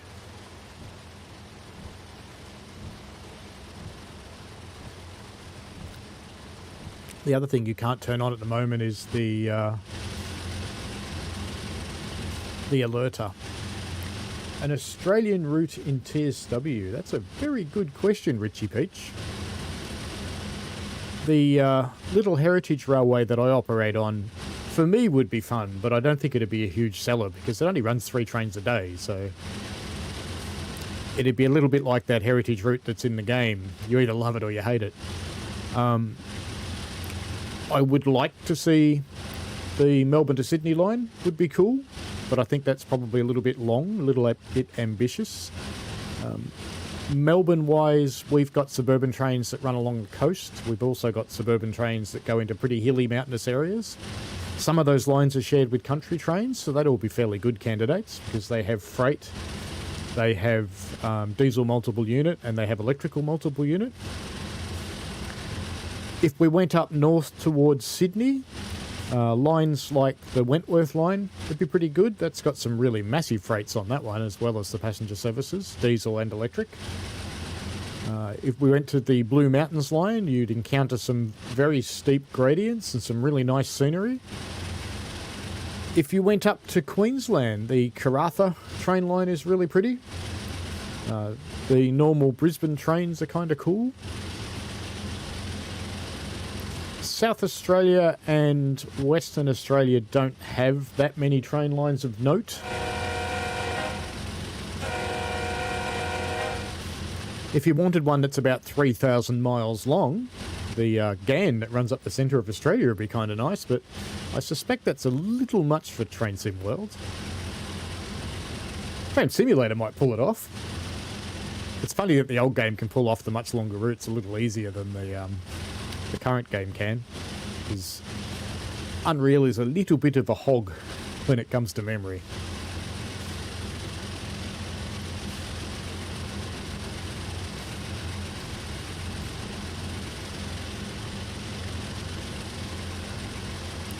So there'd be a lot of good candidates.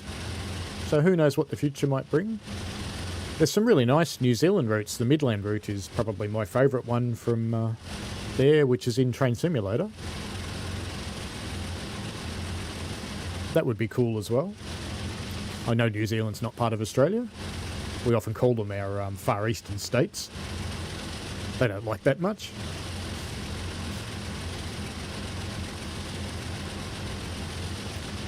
No, we're not too far off the summit where we'll have to start going downhill again. Let's see if I can get to those puddles before the train does. I kept seeing these and I was curious if they reflect. They do. Cool.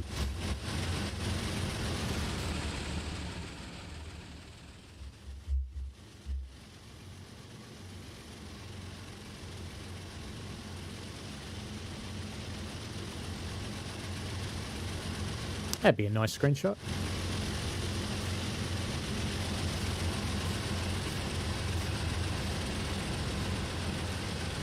You worry too much, Chicago. Don't sweat the small stuff, mate. Yes, it's not correct, but, you know.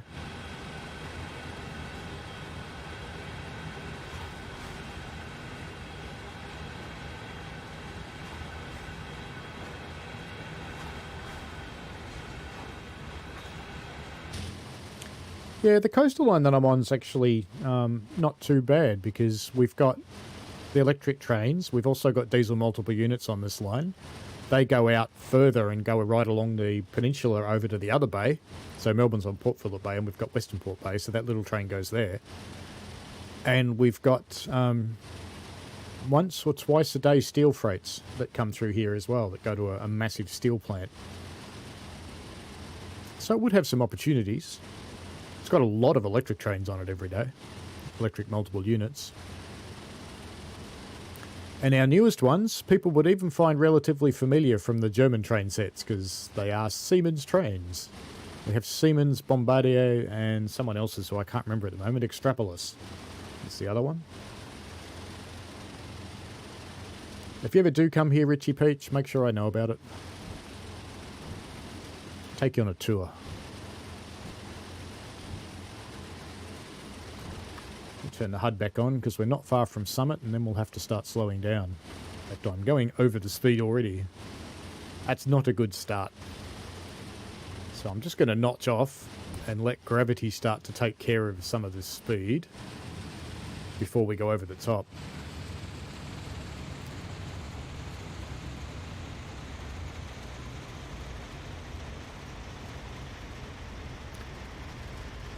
That's getting better. Felt like from the big whack that it took the guy up the back a little while to notice that I had throttled down. Now I'll just power up a little bit more just to keep us going until we actually get to the summit, just to even us out. But starting at the summit at less than 20 will be a good thing, I think.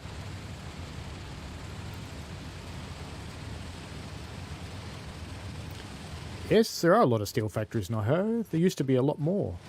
If you ever go and visit the Youngstown Steel Museum, or these days he's called the YL Narrow Gauge, I believe. I actually know the guy that runs that, so say hi for me.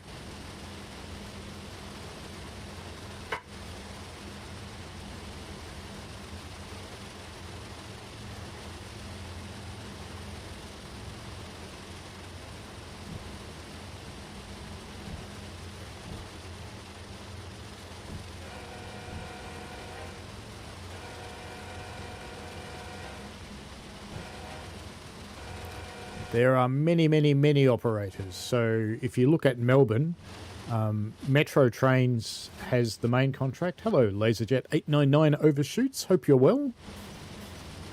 Metro has the main contract for the electric trains. The state government operator V-Line runs all of the country services and the smaller services.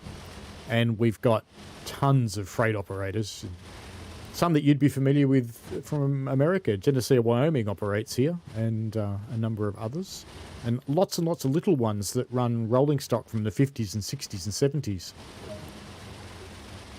Southern Short Haul's probably the biggest of the little operators. And they run all sorts of eclectic things. So it's not unusual to see a train with really modern diesels, in fact, essentially these things, lashed up with a couple of trains from the 50s. It's quite cool from a rail fan perspective. Alright, it's time to get ready to go into dynamics as our train comes over the hill. So most of it's still coming up the hill on the other side. So I don't want to be too eager, because I don't want to stop. But I will go into setup so we're ready.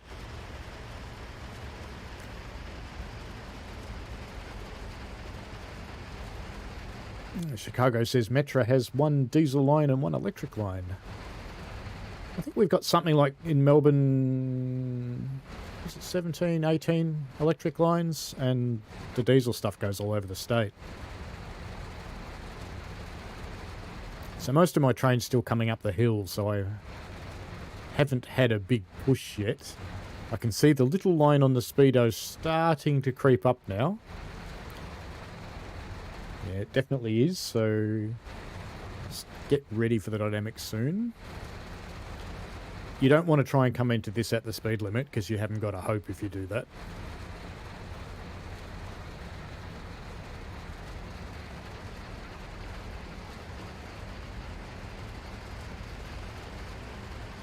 Yeah, I know what you said. I was saying what we had.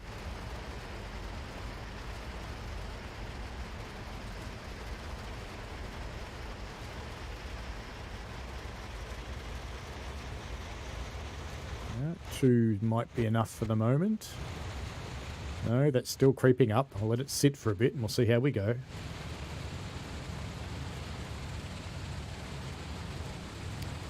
Yeah, we started following the UK model, Richie Peach, and we even had some of your operators here. We had Stagecoach and we had Connex and I'm trying to remember who the others are, but we had a couple of other UK operators over here. But that didn't work out so well. They didn't really understand our environment, and the contracts they negotiated weren't profitable enough for them, and they struggled to maintain the timings that the government required, so they all went away.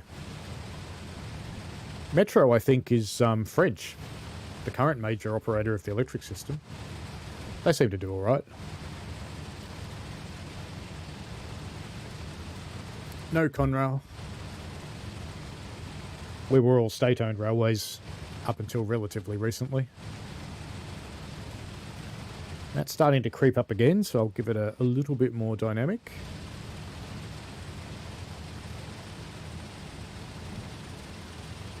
The run down this side of the hill is a little bit slow, because you've got to try and keep it in check. And these gradients are the real reason why it's got so much power. Coming up the other side is actually kind of easy. You just blast your way up.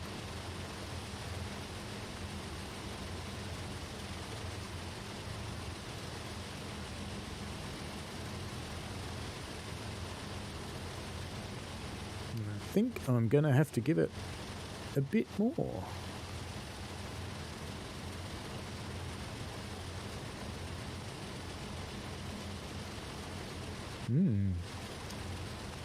Starting to lose this battle. I might have to use some air brakes.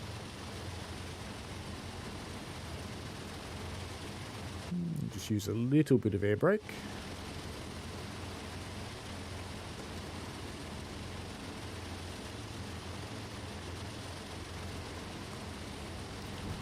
Hopefully it won't start to slide.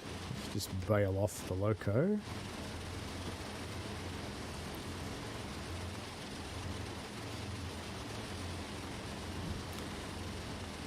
So at the moment I've got a little bit of brake on, but not much. We are holding, but I want to slow down a little bit.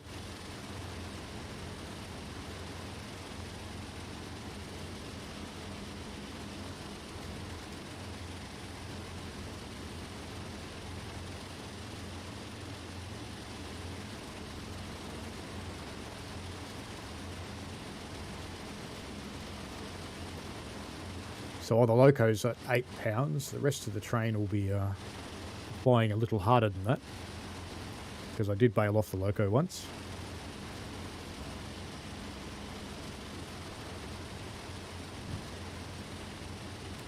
I think we're starting to come back down now. Yes, we are. So I will release the air brake completely, because that'll take a little while to come off. In the vain hope that our dynamics will actually hold us.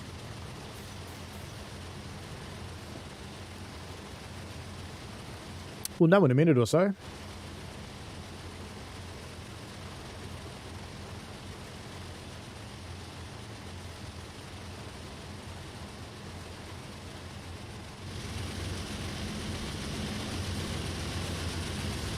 So we're creeping up, back up again. We're on full dynamics and we're creeping up a little. So back onto a little bit of air brake.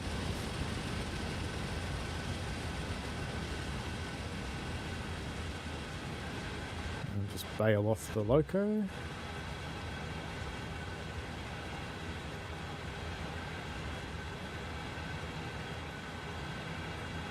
There you go, Chicago. Now do you know why we've got so much power on this train?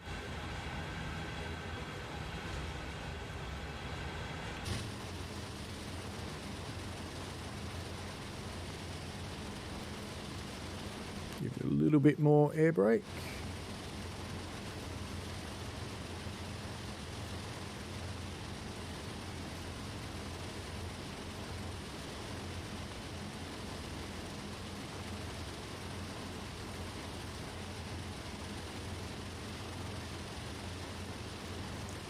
A little bit more air brake.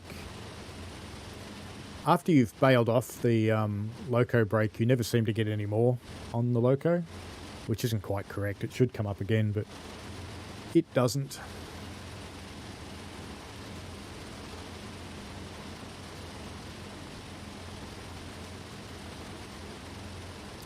At the moment, I'm starting to get that Bakersfield feeling.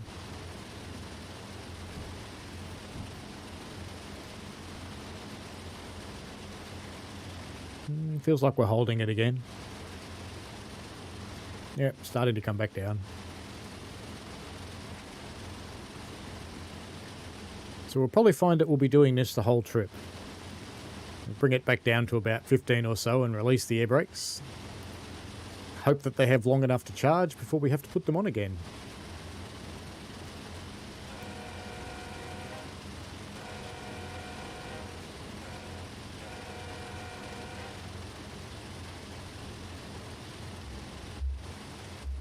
I know it's raining.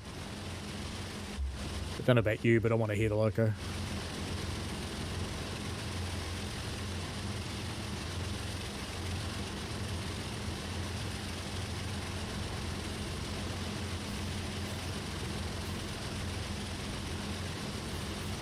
Just let that charge back up.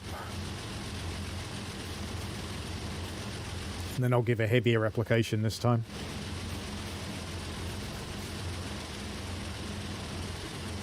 I may have to do it before it charges up, I think.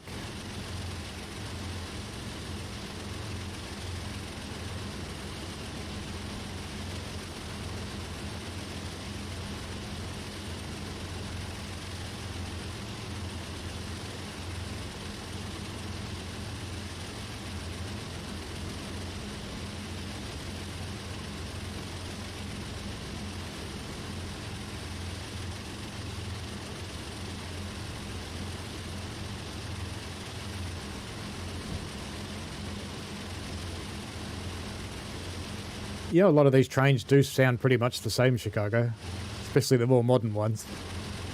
They all have the same power plants.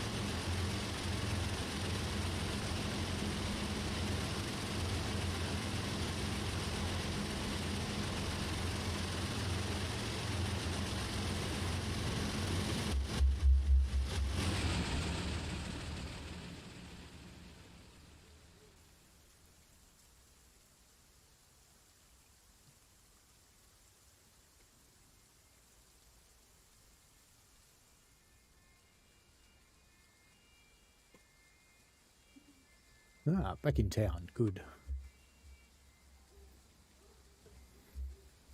Hopefully these are some of the ones that work. Because there's a little bit of a mixture on the line, I won't kid you. There's some crossings work really nicely and there's a few that don't. Let's just see how this goes. I'm keeping the brakes on just for a little while. When it gets down to 15, I'll take them off again. Hopefully that gives it time. Oops, slipping. Bail off, because that's what happened there.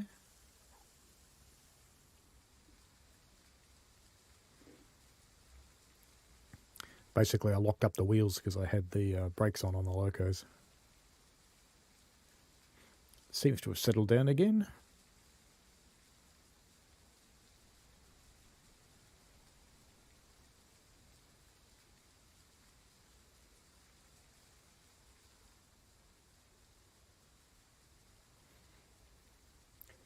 My rail driver moved just a touch then. Ah, police are coming for me.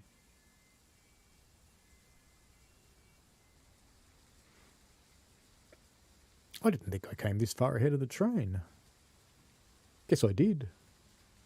I'll come here eventually. See how far away it is. Oh, it's not too far away. So maybe this is one of the crossings that doesn't work.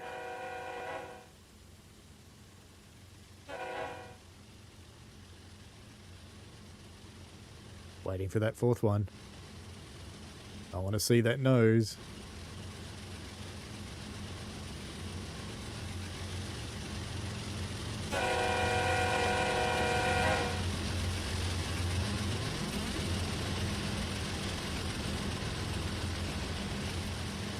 That'd be one of those situations where the engineer in the train would go, that crossing's not working. And he'd look at what level of control he's got over his train and go, oh well, I'm going through it.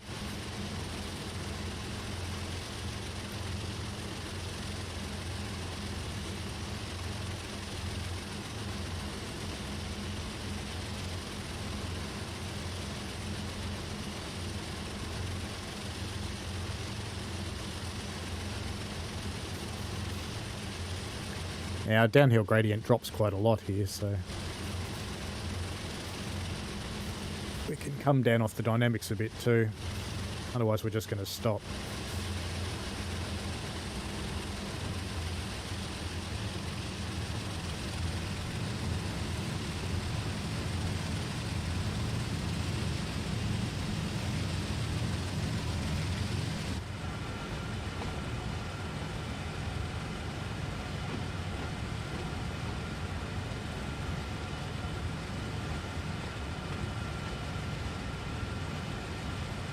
We've got 2 miles before we have to stop.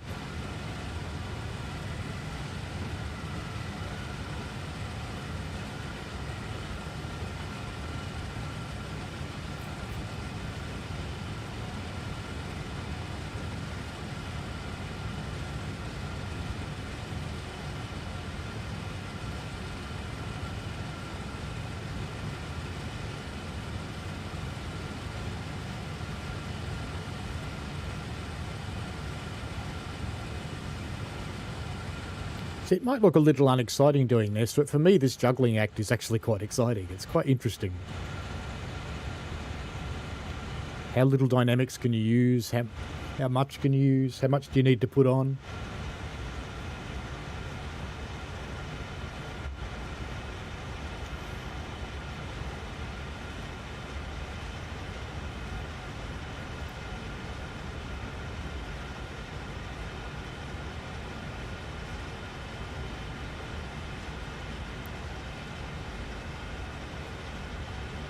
I don't want to let this speed up too much because we're not too far away from having to stop.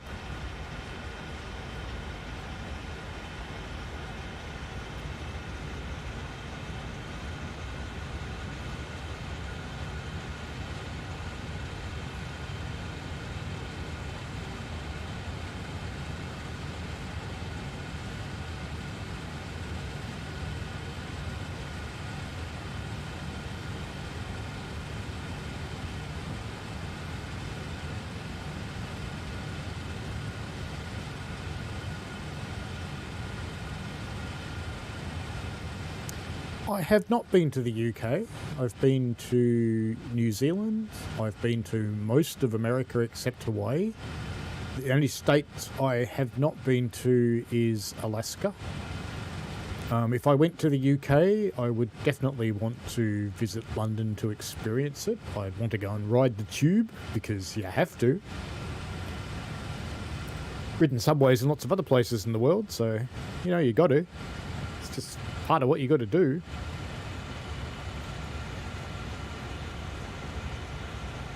I do have some Scottish relatives, so Scotland would have to be on the cards. And naturally I'd have to go there by train, because you just do. It's necessary. I think Ireland would probably be fun.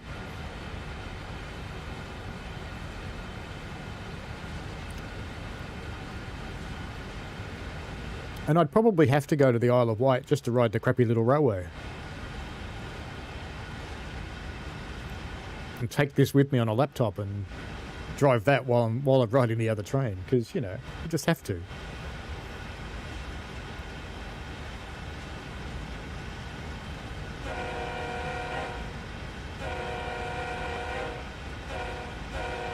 We'll pretend I did that in time, won't we? See, this one's working.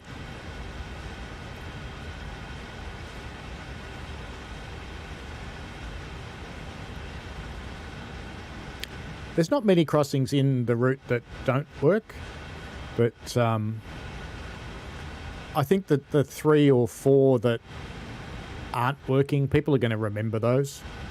Wales would actually be good too, Richie Peach, you're right.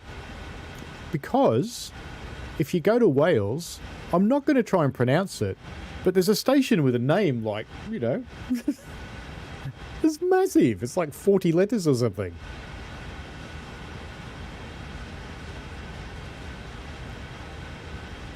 Oh, I can understand.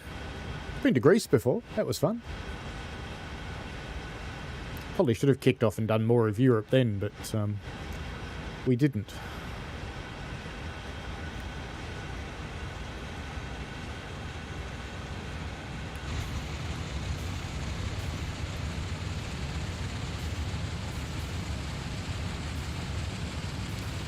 Only a mile away from having to stop this beast, so I want to gradually start bringing it down.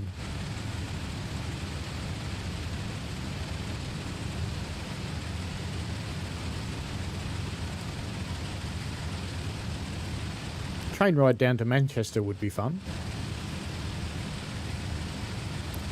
There is someone on YouTube that I follow called G Loves Trains, who's does all sorts of train trips. I quite like her style. She's a cool human.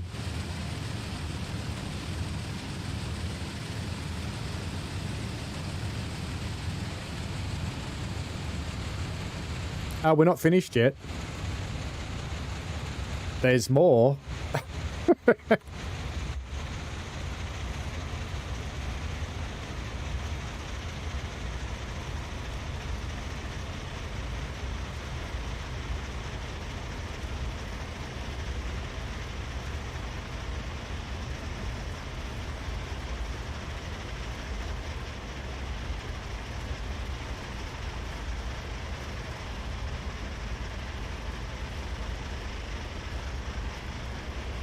That seems to be holding steady, so we'll just leave that as it is.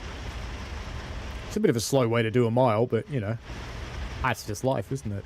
This is reality. This is how heavy trains operate.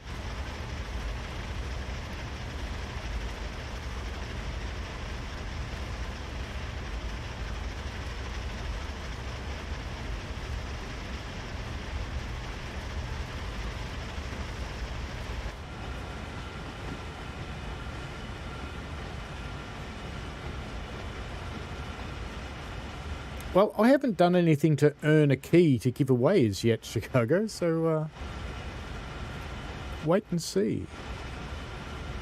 Because that's how the ambassadors get the keys. We do stuff for Dovetail. And they reward us with a key to give away.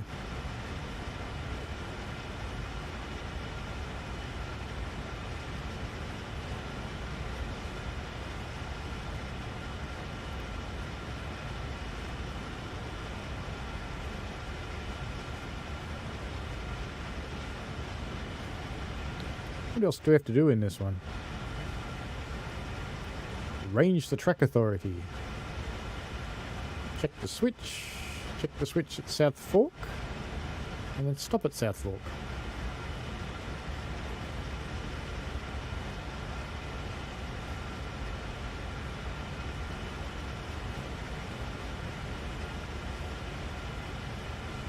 Actually, I've seen Dylan's travel reports. Yeah, that's quite good too. The other one I like is Hidden London. That's quite a nice one. And who's the other one? The Tim Traveller. He's pretty cool. He goes all over the UK and nearby countries. I quite like his style too. There's so many cool people putting up really good content for free on YouTube. Quite amazing.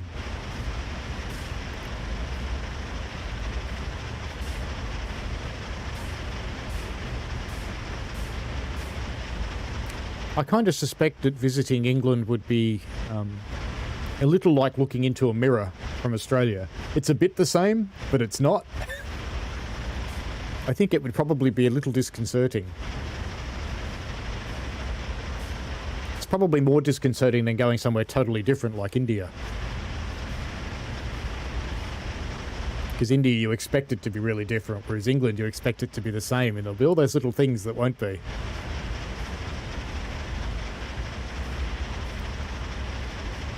Fish and chips, for example.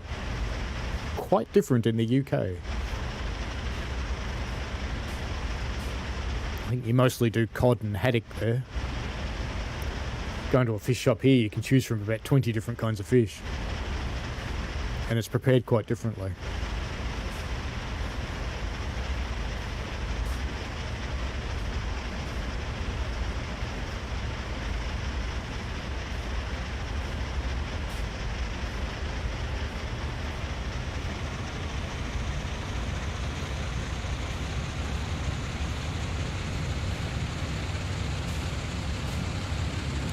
I think I'm being a little enthusiastic on the dynamics there, to be honest.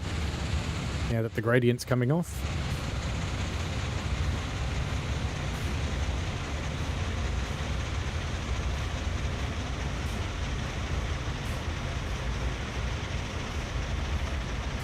There you go.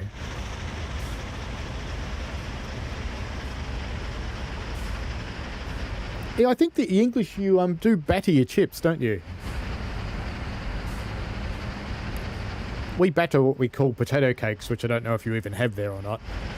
It's basically a slice of potato with the same batter that you put on the fish on it.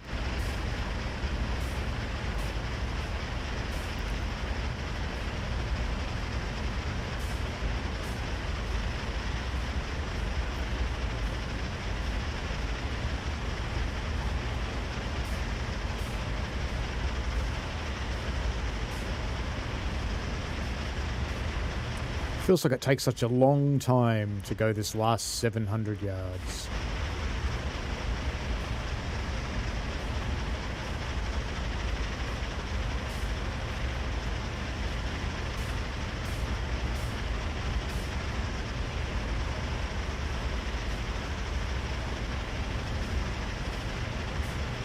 Don't know why they don't just catch up with live, but there appears to be 111 people watching this behind the times. And there's 7 of you watching it live.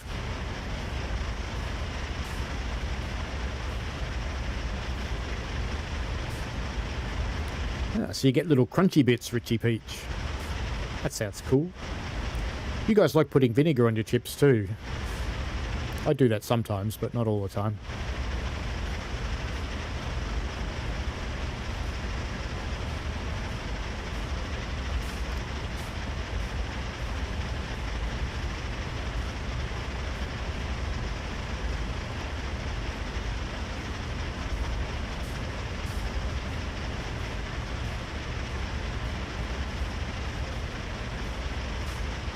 Orange chips. Yeah, there's a vegetable oil that does that.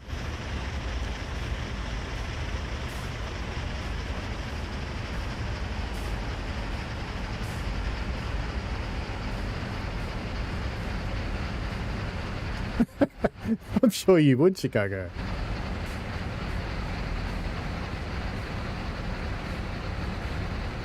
Vinegar and chips is nice if it's the right vinegar, and it's got to be the right amount. It's just that little bit. Lemon's nice on chips too.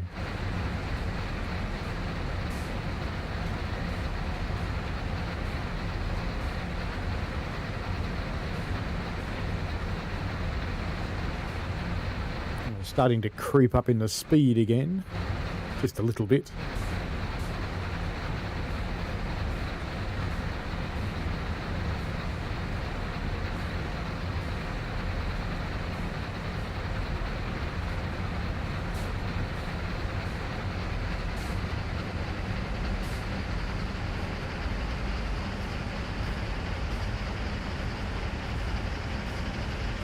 It's getting steeper again, just as you're coming to the end and you relax and you think, yeah, I've made it.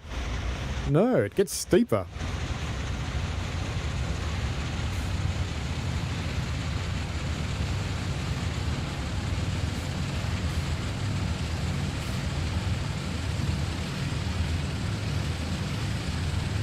Yeah, people from New South Wales call them potato scallops. We call them potato cakes. Now I've got a bit too much dynamics on. Let's drop back to 1. Or 0. Thanks, Rail Driver. Look, let's go with 0. Rail Driver wants 0. We'll go with 0. Just got to roll that last little bit before I put the air brakes on. And at this speed, we shouldn't have too much trouble. The stopping point's a little bit exact, but shouldn't be too bad.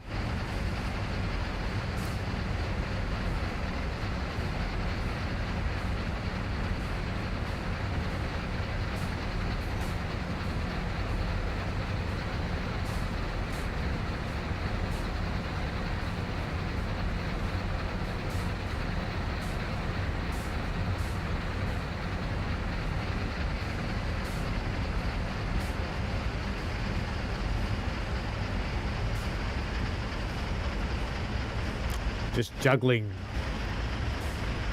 Where is the right point? Oh, I do like a nice English breakfast. Bit of a muffin, bacon, eggs, some chipolatas, some mushrooms. Not a fan of the tomato. Oh, I do like black pudding. My wife hates it, but I like it.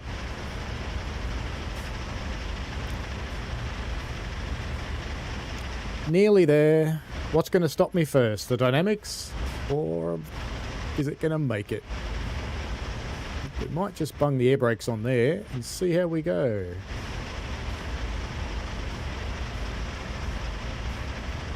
We went 3 yards over. I hope we don't have to go backwards. Woohoo!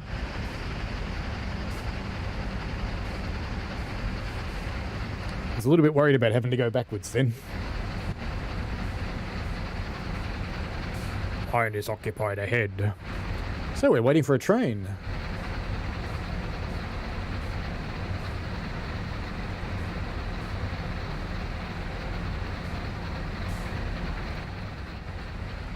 No, that's my train.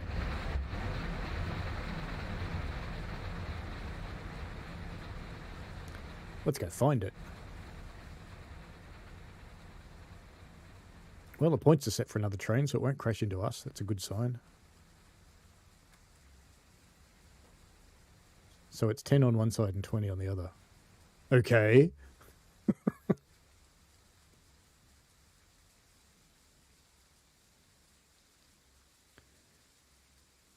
I quite like frying it and get a little bit of soy sauce. This is an interesting wire, this one. You'll discover it clips the train. See? Can't say ambassadors glorify everything. Here he comes. Grinding up the hill.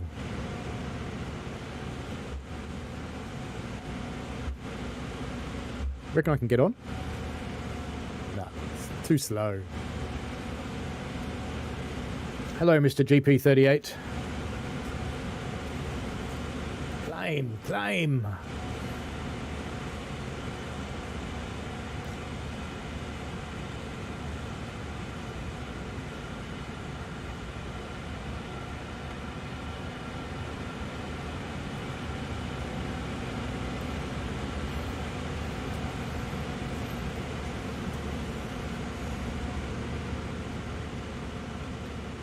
Yep, fry it and then dip it in soy sauce after it's cooked. I also like it with salami. A nice hot salami with black pudding is really nice.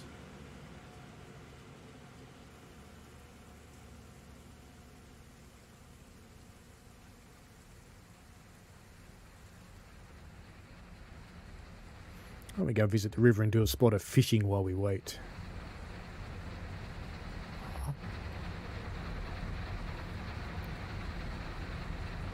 Just have a bit of a swim then.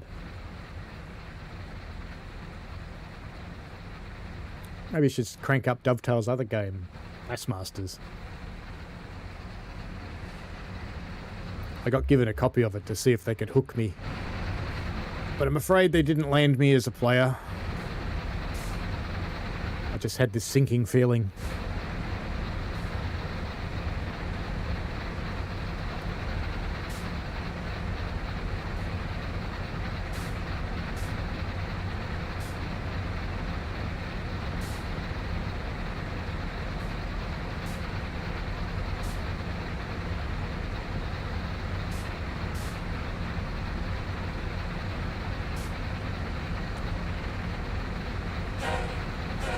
Hurry up.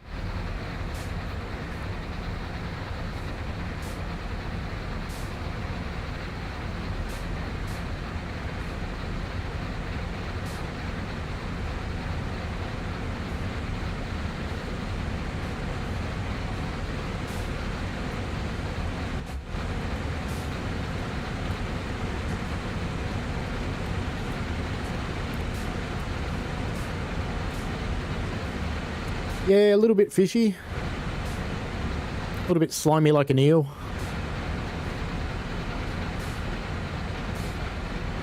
I suppose I'm a hard catch to make. It's not as though I sit around in train games for ages doing nothing, waiting for things to happen. Oh, wait.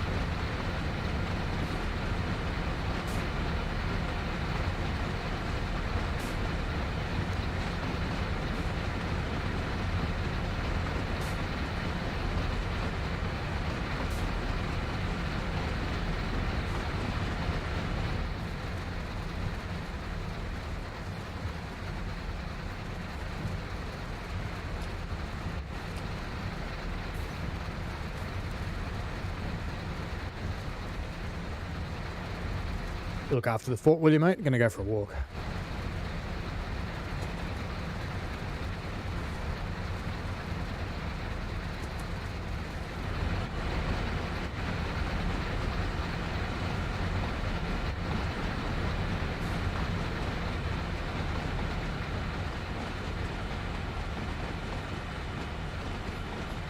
I do think it's funny that as a hangover from Unreal, we have an aiming reticle.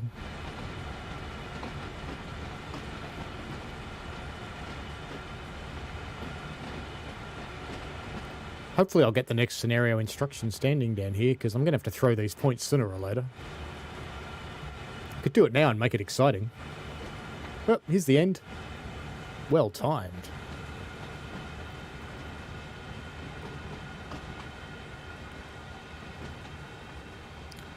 I'll just wait for the scenario to tell me to do it, though, so I don't get in trouble.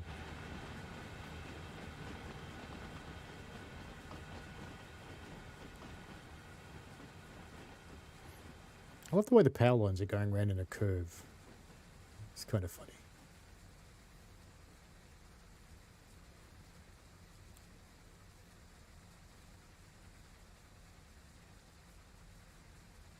Do you reckon I need to be in the loco for the next bit? Or can I stay down here?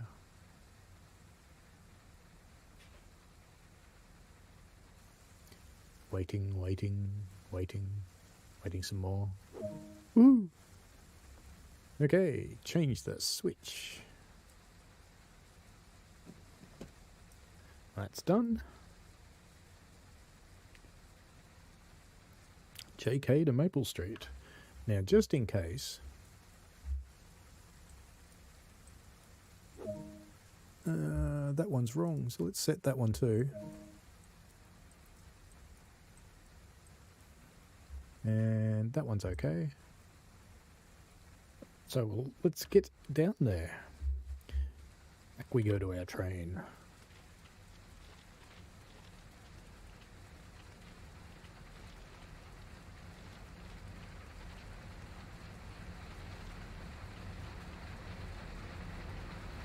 Every now and again I actually like to walk to the points.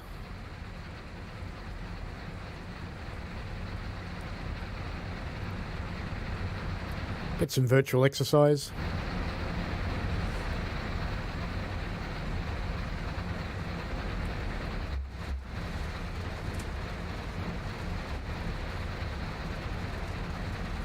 There's a door thing there somewhere. There it is. Now, you do realise, mate, that it's kind of your job. So, you know, just to punish you, you can open your windows.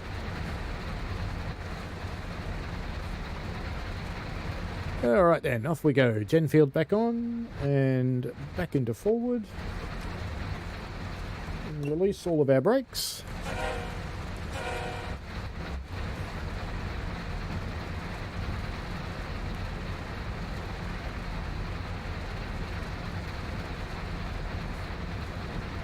And off we go.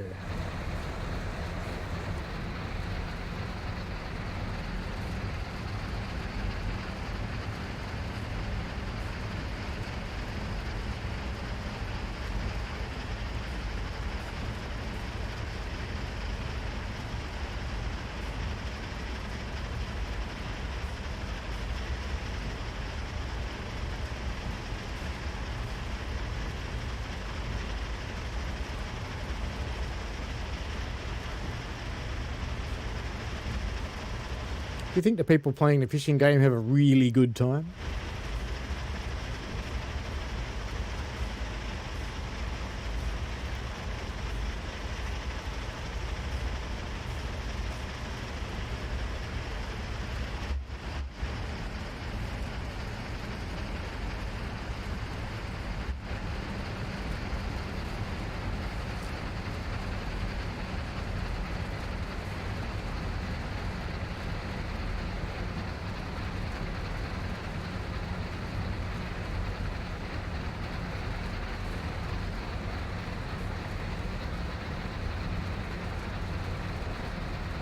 Now, don't ask me how I know this, but I know you can't get round this corner at 60 mile an hour. You end up going for a little swim.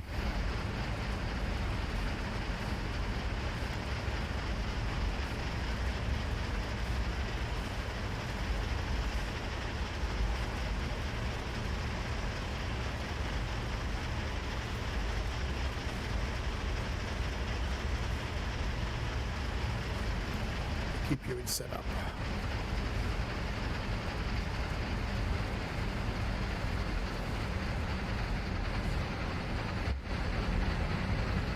I want to see if this wire got fixed or not. Oh, it did. Cool.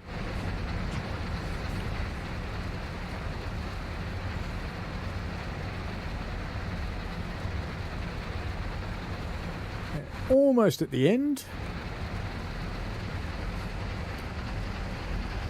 I'll stream this again next Sunday in my usual time slot. So if anybody's got any suggestions or anything that they'd like to see before then, just chuck it in the comments on the video if you like. Or you can send me a message on the forums at Dovetail. Either things are fine.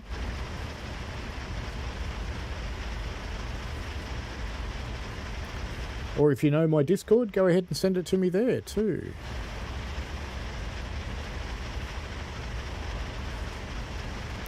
Not going to put my Discord in the chat again. I did have to block rather a lot of people after that. They were all trying to sell me things, like pills, things.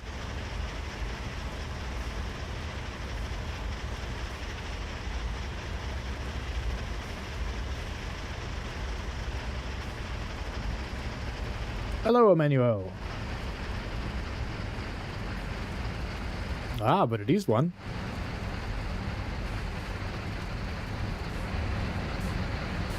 It's because it's running on dynamic brakes. It's not actually powering the diesel at the moment.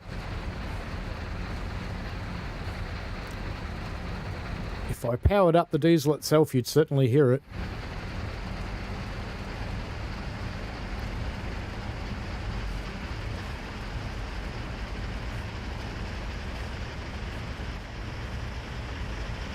So speedy.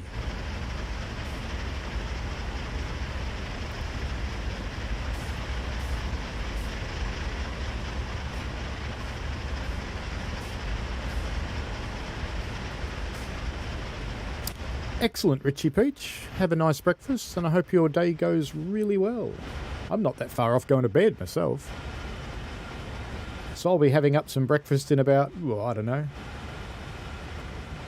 10 hours, I guess? Probably 9. 7.5. 8. I'll be up early to watch the Dovetail stream tomorrow, probably.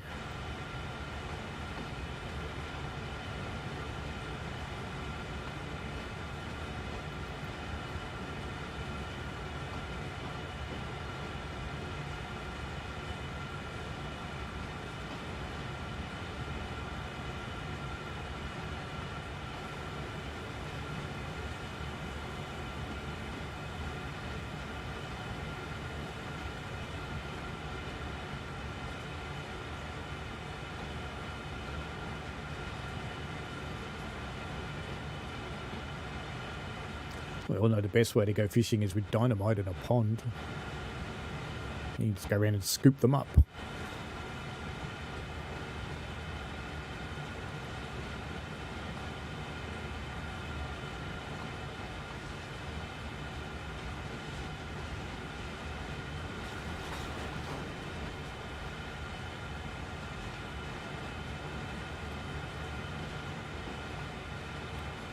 So almost done for tonight.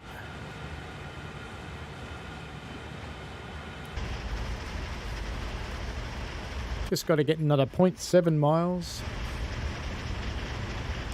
Cruising down here along this picturesque foggy river.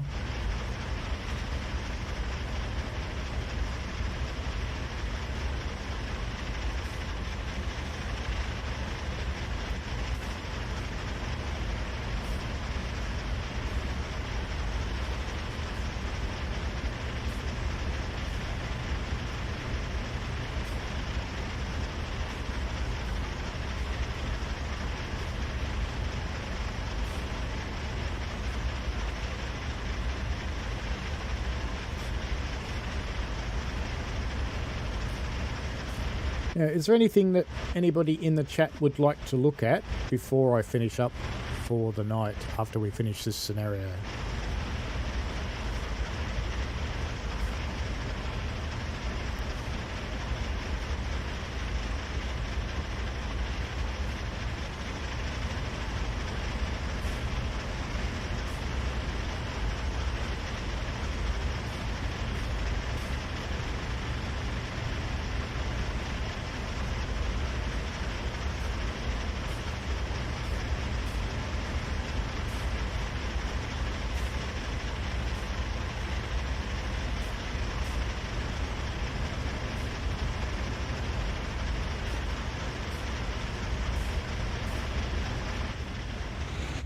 Ooh, wrong way. Let's go find our stopping point.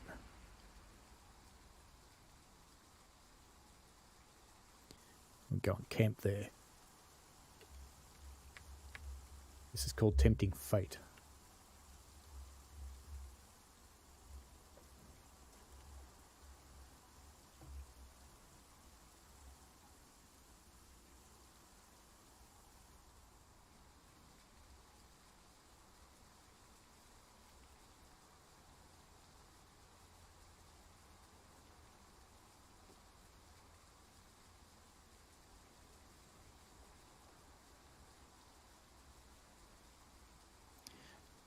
It's up there somewhere in the fog. It's coming for us.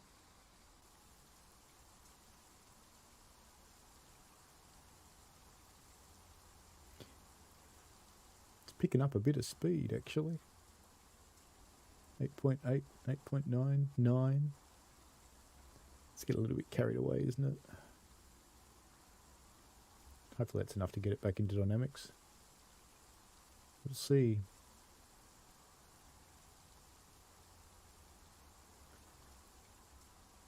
It takes a long time to travel that short little distance, doesn't it? Long time. There we go, he's slowing down again now.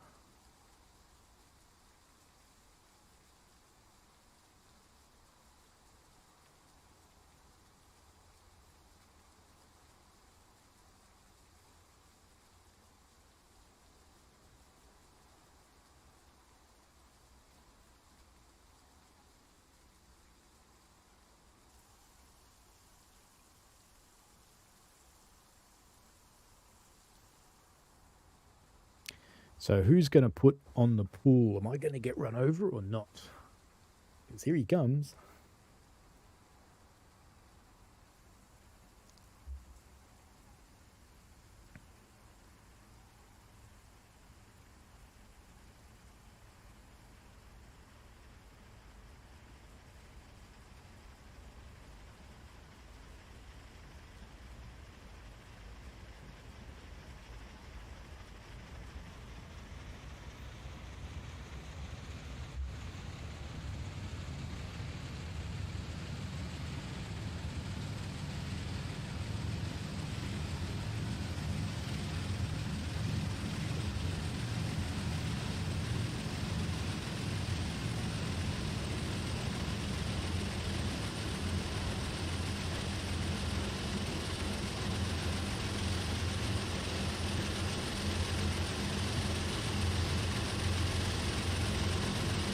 Going to be close.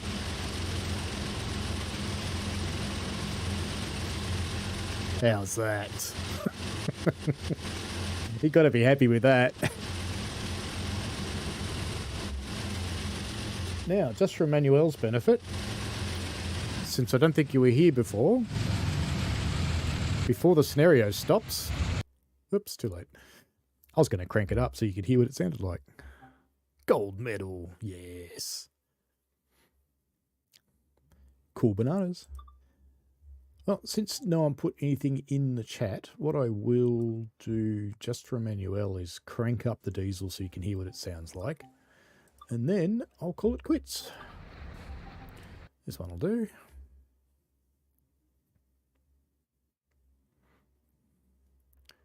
Just so you can rest assured that when it's powering, it does sound like a diesel. Alright, we don't really need to turn much on as yet. So let's jump outside. And I'll be quiet while I do this.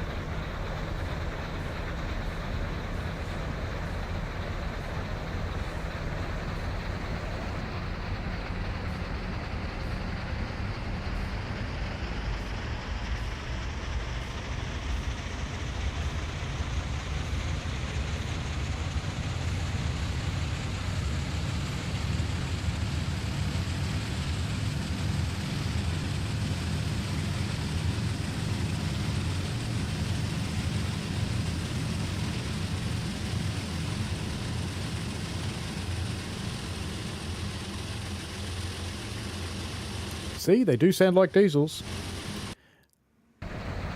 Well, that's the other end. But you know what I'm going to do now just to completely... Actually, I can't do it because I'm not in forward. And I won't be able to move that. No problem at all. I was just thinking what I should do just to completely freak out Mr. Chicago. Because this will freak him out.